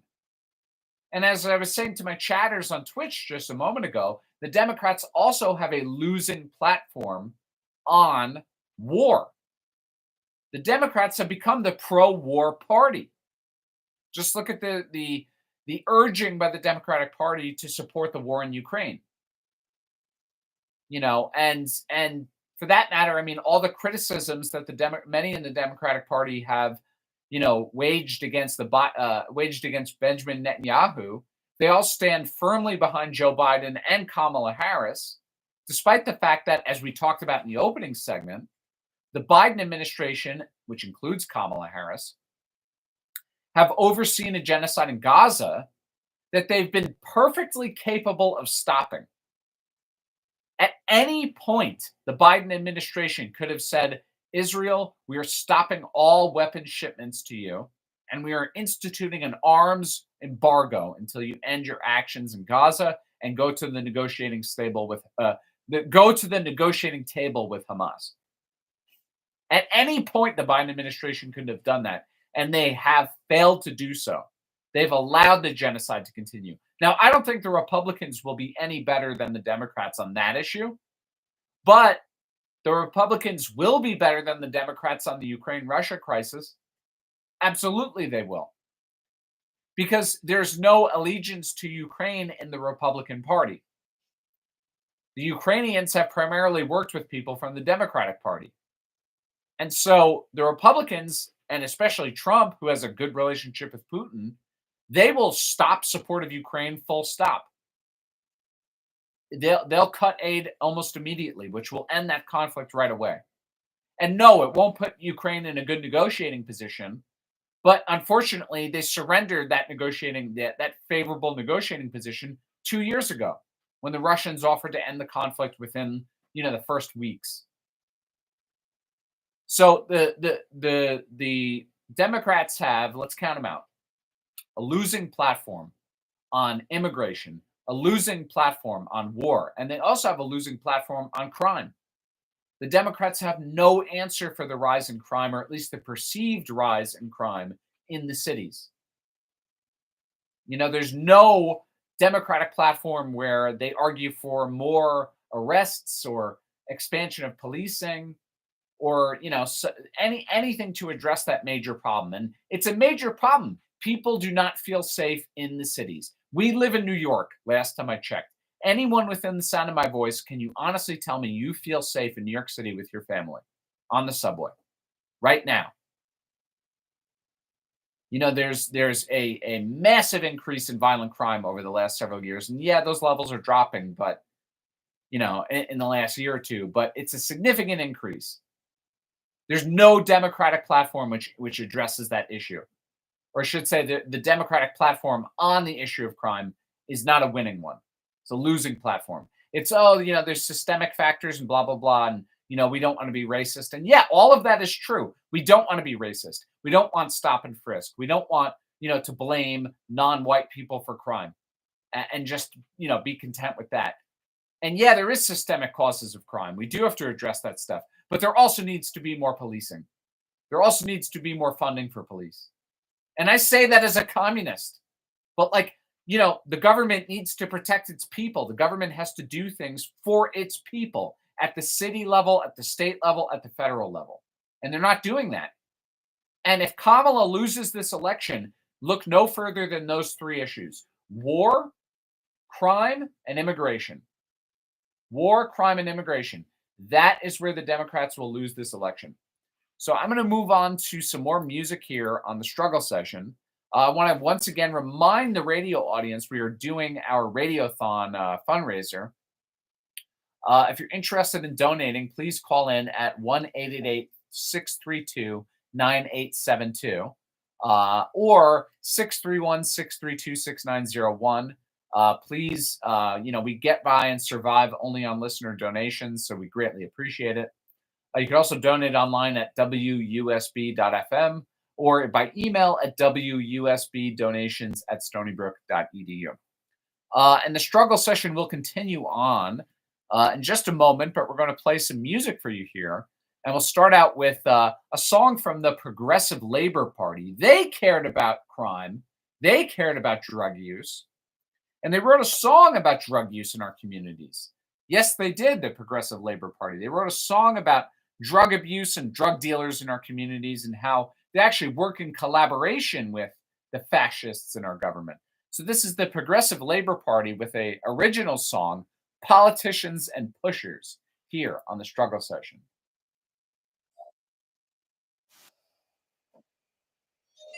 Ugh. I'm tired.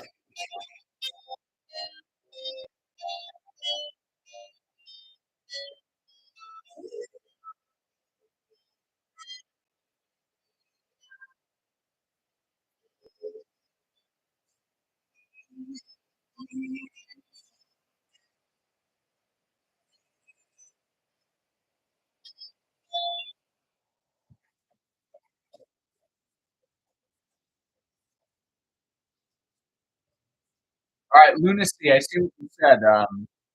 What did I say that you took issue with? I'm curious.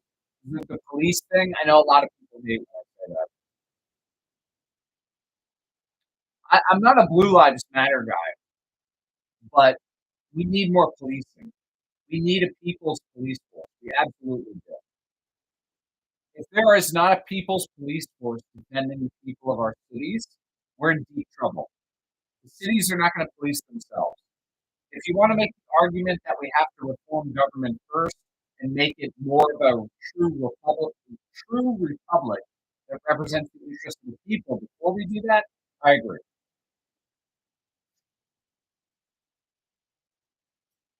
I mean, says you. What do you guys propose to do about crime? What do you guys propose to do about crime? Yeah, the Second Amendment. Okay, listen. The Second Amendment sounds like a great thing on paper. In practice, it'll be a goddamn disaster. There's no communist system that proposed an abandonment of law and order. If you believe in that, you're an anarchist. If you think that the current police force wouldn't help, so we shouldn't fund that, we should have a people police force. Okay, I get what you mean. But the abolition of police, you're fucking dreaming. Sorry. But I love you anyway.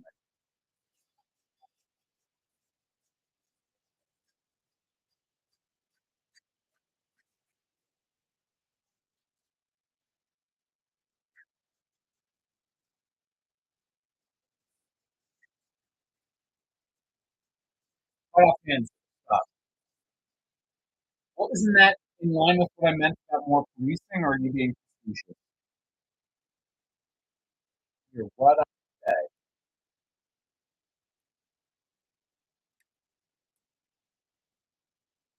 Get nothing, no traction on YouTube though. Oh, look at this square loving his pops. Trying to act like he's with it for getting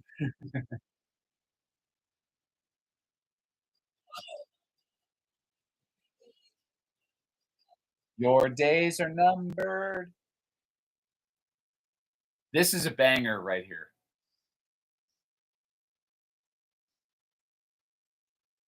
It's an anti-Khmer Rouge Cambodian communist song.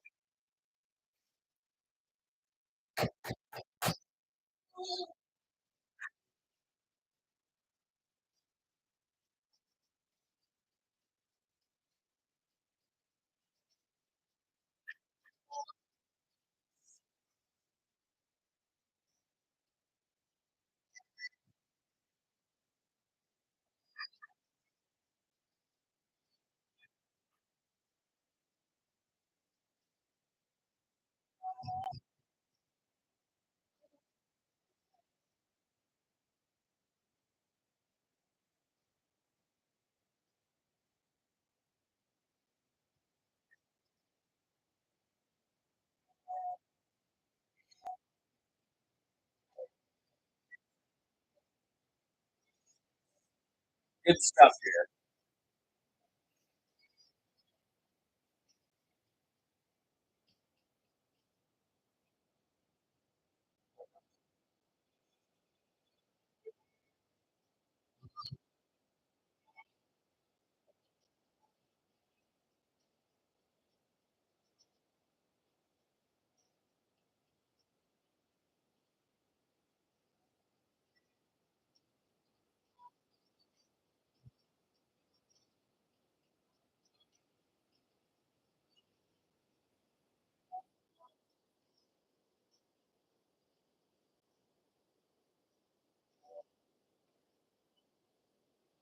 Were the Khmer Rouge anarchists in practice?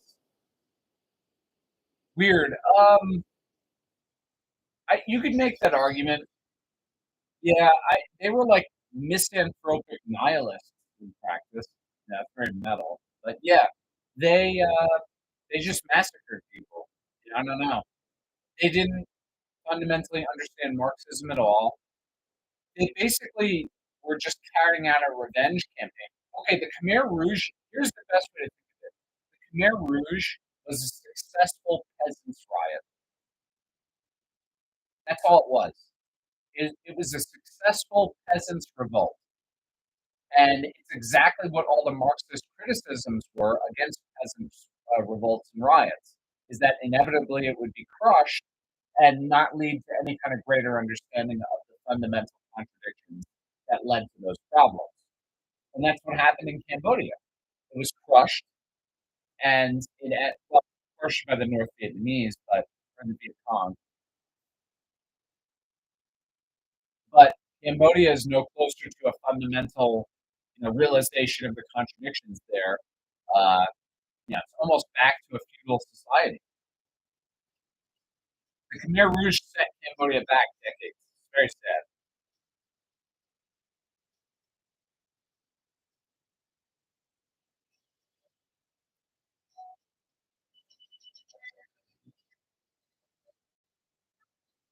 I want to have money, man. Yeah, exactly. Well, it was like, okay, the Khmer Rouge was also like, I feel like if Chop or Chaz succeeded, it would have been like the Khmer Rouge. To answer your question. So in that sense, maybe yeah.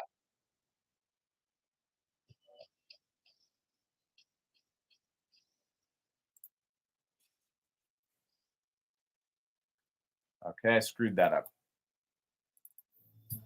If you thought an apple a day was enough to keep the doctor away, the National Cancer Institute has news for you. Yeah, bro. Remember Chop? Remember Chaz? Vegetables a day will promote good health and reduce your risk of certain cancers, heart disease, high blood pressure, and diabetes. Remember to eat colorful fruits and vegetables: yellow, orange, red, green, blue, purple, and white. Remember to eat blue vegetables. 5 servings of colorful fruits and vegetables a day is easier than you think. Drink a glass of 100% fruit juice at breakfast. Don't drink fruit juice, guys. No fiber. Snack on carrots and raisins. Grab an apple for the ride home. And eat spinach or broccoli with dinner. Get started today. You'll be eating 5 to 9 in no time. For more information, tips, and Americans need ads to tell them how to eat. www.5aday.gov.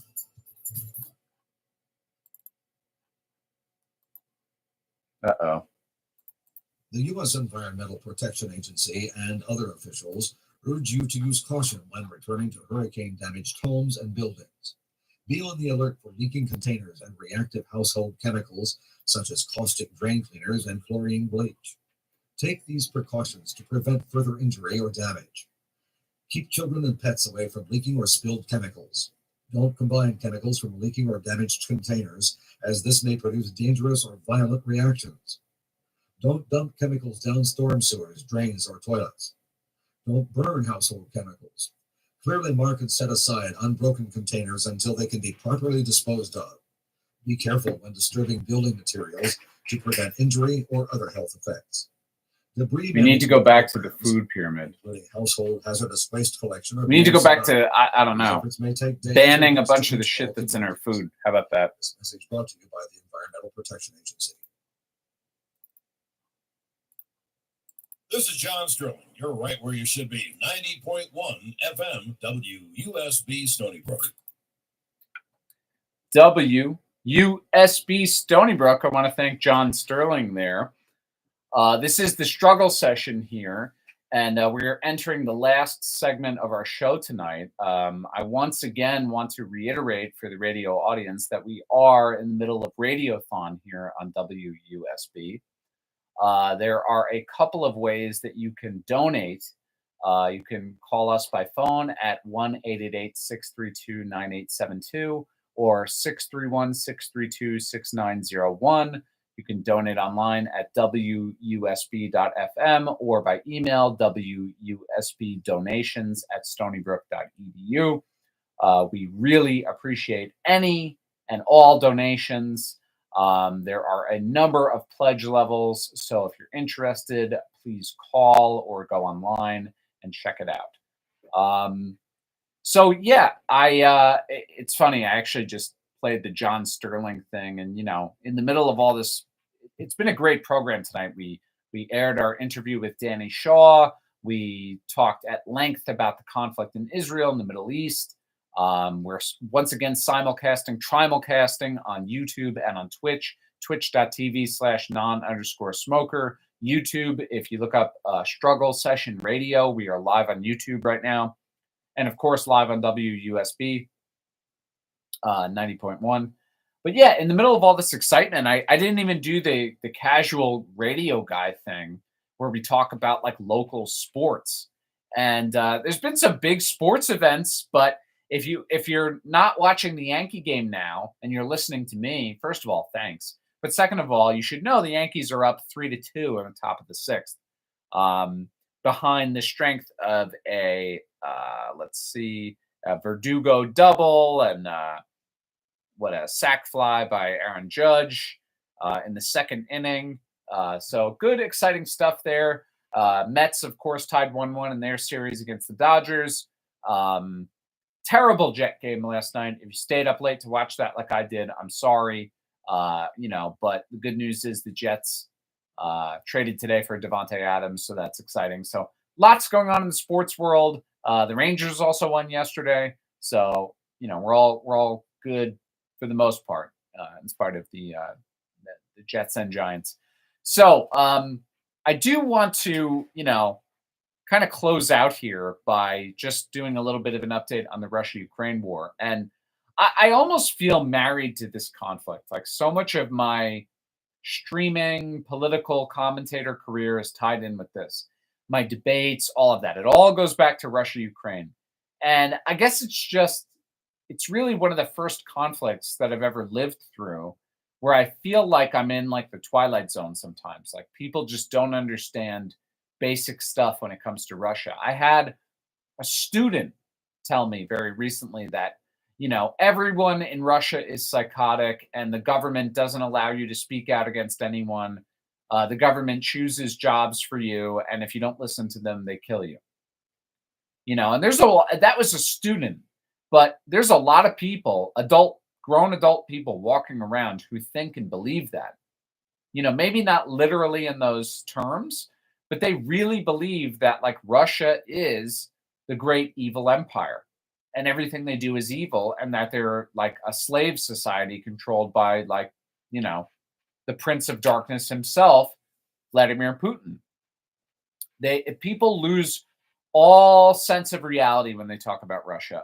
And, I've been pretty consistent since the start of the conflict that I opposed the war, but I understood why Russia sent in soldiers, why they invaded, why they carried out the SMO. And I opposed the U.S. funding of the war simply because I felt like all of our reasons for doing so were dishonest, that the real reason we were involved was to deplete Russia's military capacity and to try to kill Russians, and that it would not benefit Ukraine whatsoever in the long run. It would actually hurt Ukraine. And that, that was basically my thesis. And what's funny and tragic is at the same time is that the more that time goes on, the more and more and more I am vindicated. And so there were a number of articles. There have been a number of articles published in the last several weeks, which indicate that, the press, the media at large is beginning to, develop the narrative to prep America for like an exit strategy here. And what I mean by that is they're starting to develop a narrative where this war is unwinnable, Ukraine is definitively being crushed, and that we have to stop our support and just admit defeat. Right. And, this is exactly what I said was going to happen all along. But let me explain. Let me give you the exact examples I'm working with. So a few weeks ago, there was an article in the New York Times by a guy named Konstantin Mehut, which was titled Ukraine's Donbass Strategy, Slow Retreat, Maximizing Russia's Losses. Now, if you're not familiar, if you didn't read the article, if you didn't read the article and you're still a little out of it with this whole thing, the Donbass is the region in East Ukraine, which is, essentially controlled by separatists and has been controlled by separatists since the Maidan Revolution in 2014. And with the Maidan Revolution, the Russian friendly leader, Viktor Yanukovych, was ousted illegally from power by the Ukrainian people. So he was a democratically elected leader who had favorable relations with Russia and the U.S., by the way, to some extent. He had political connections in the U.S.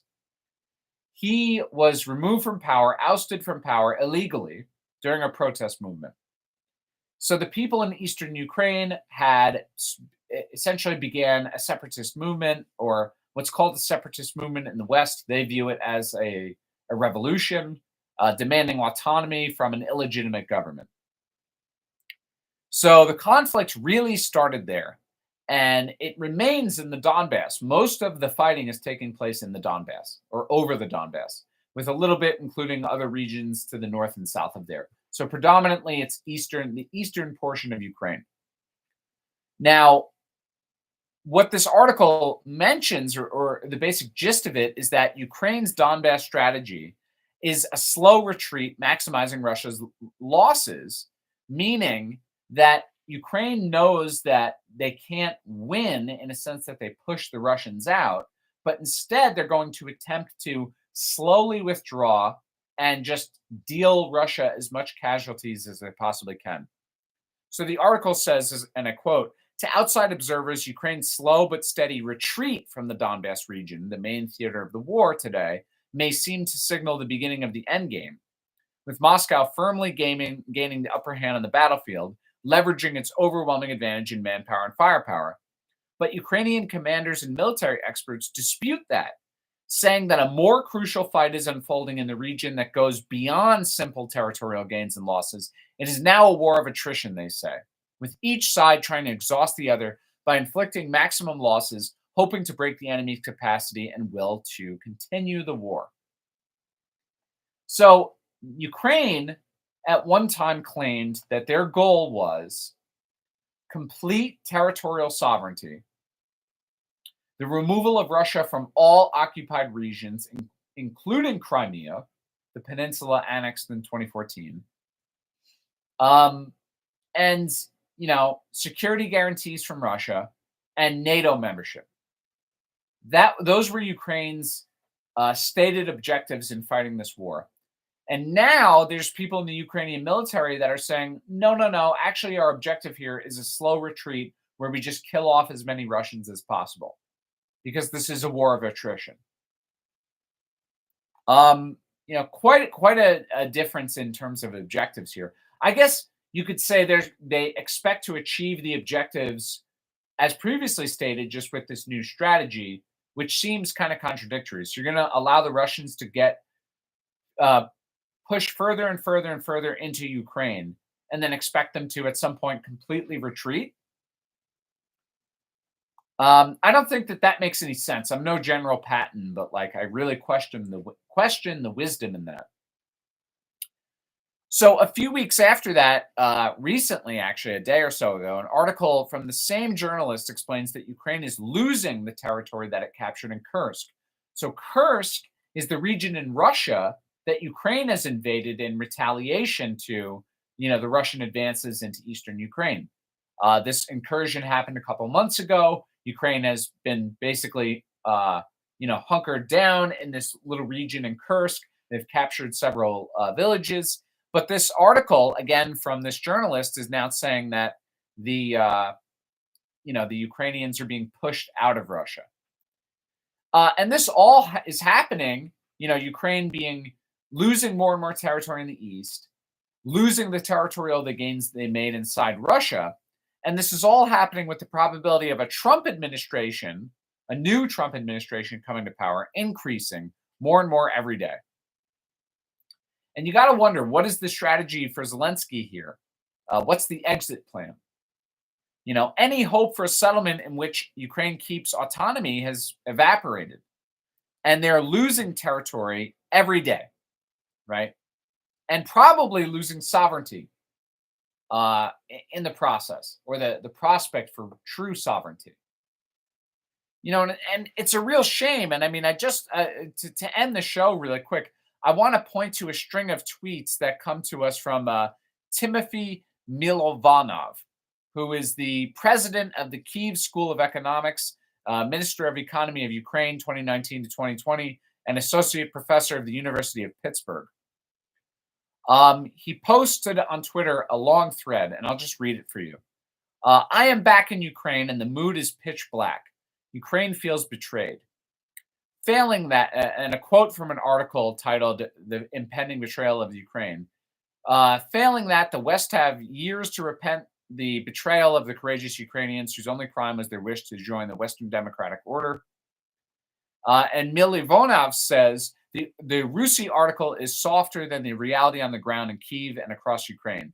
Just yesterday, Russia struck Zaporizhia, a major civilian city, with 7 guided bombs, each over a ton. This isn't a front line, it's an attack on civilians. Russian attacks on civilians have escalated, and the coming winter threatens prolonged blackouts. Some consider leaving, but males face strict mobilization. Many expect to be drafted, while some are forced into service. Others look for ways to hide or escape.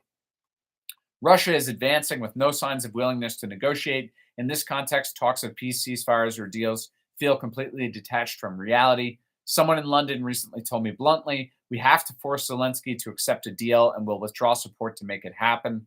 I don't think this reflects the majority view yet, but when Western fatigue is palpable, many just want the Ukraine war to disappear. This view is delusional. Russia isn't going anywhere. It's here to stay and will aim to destabilize Europe. If Ukraine falls, the security in Europe will become dire. So he loses me towards the end there, but the important part is the first several tweets. And it's basically looking extremely bleak on the ground in Ukraine. And it's such a shame and it's such a misfortune. It's so unfortunate and tragic that all of this had to take place because it never had to. The war could have ended several weeks in if we allowed the Ukrainians to negotiate a peace solution with the Russians. And instead, we insist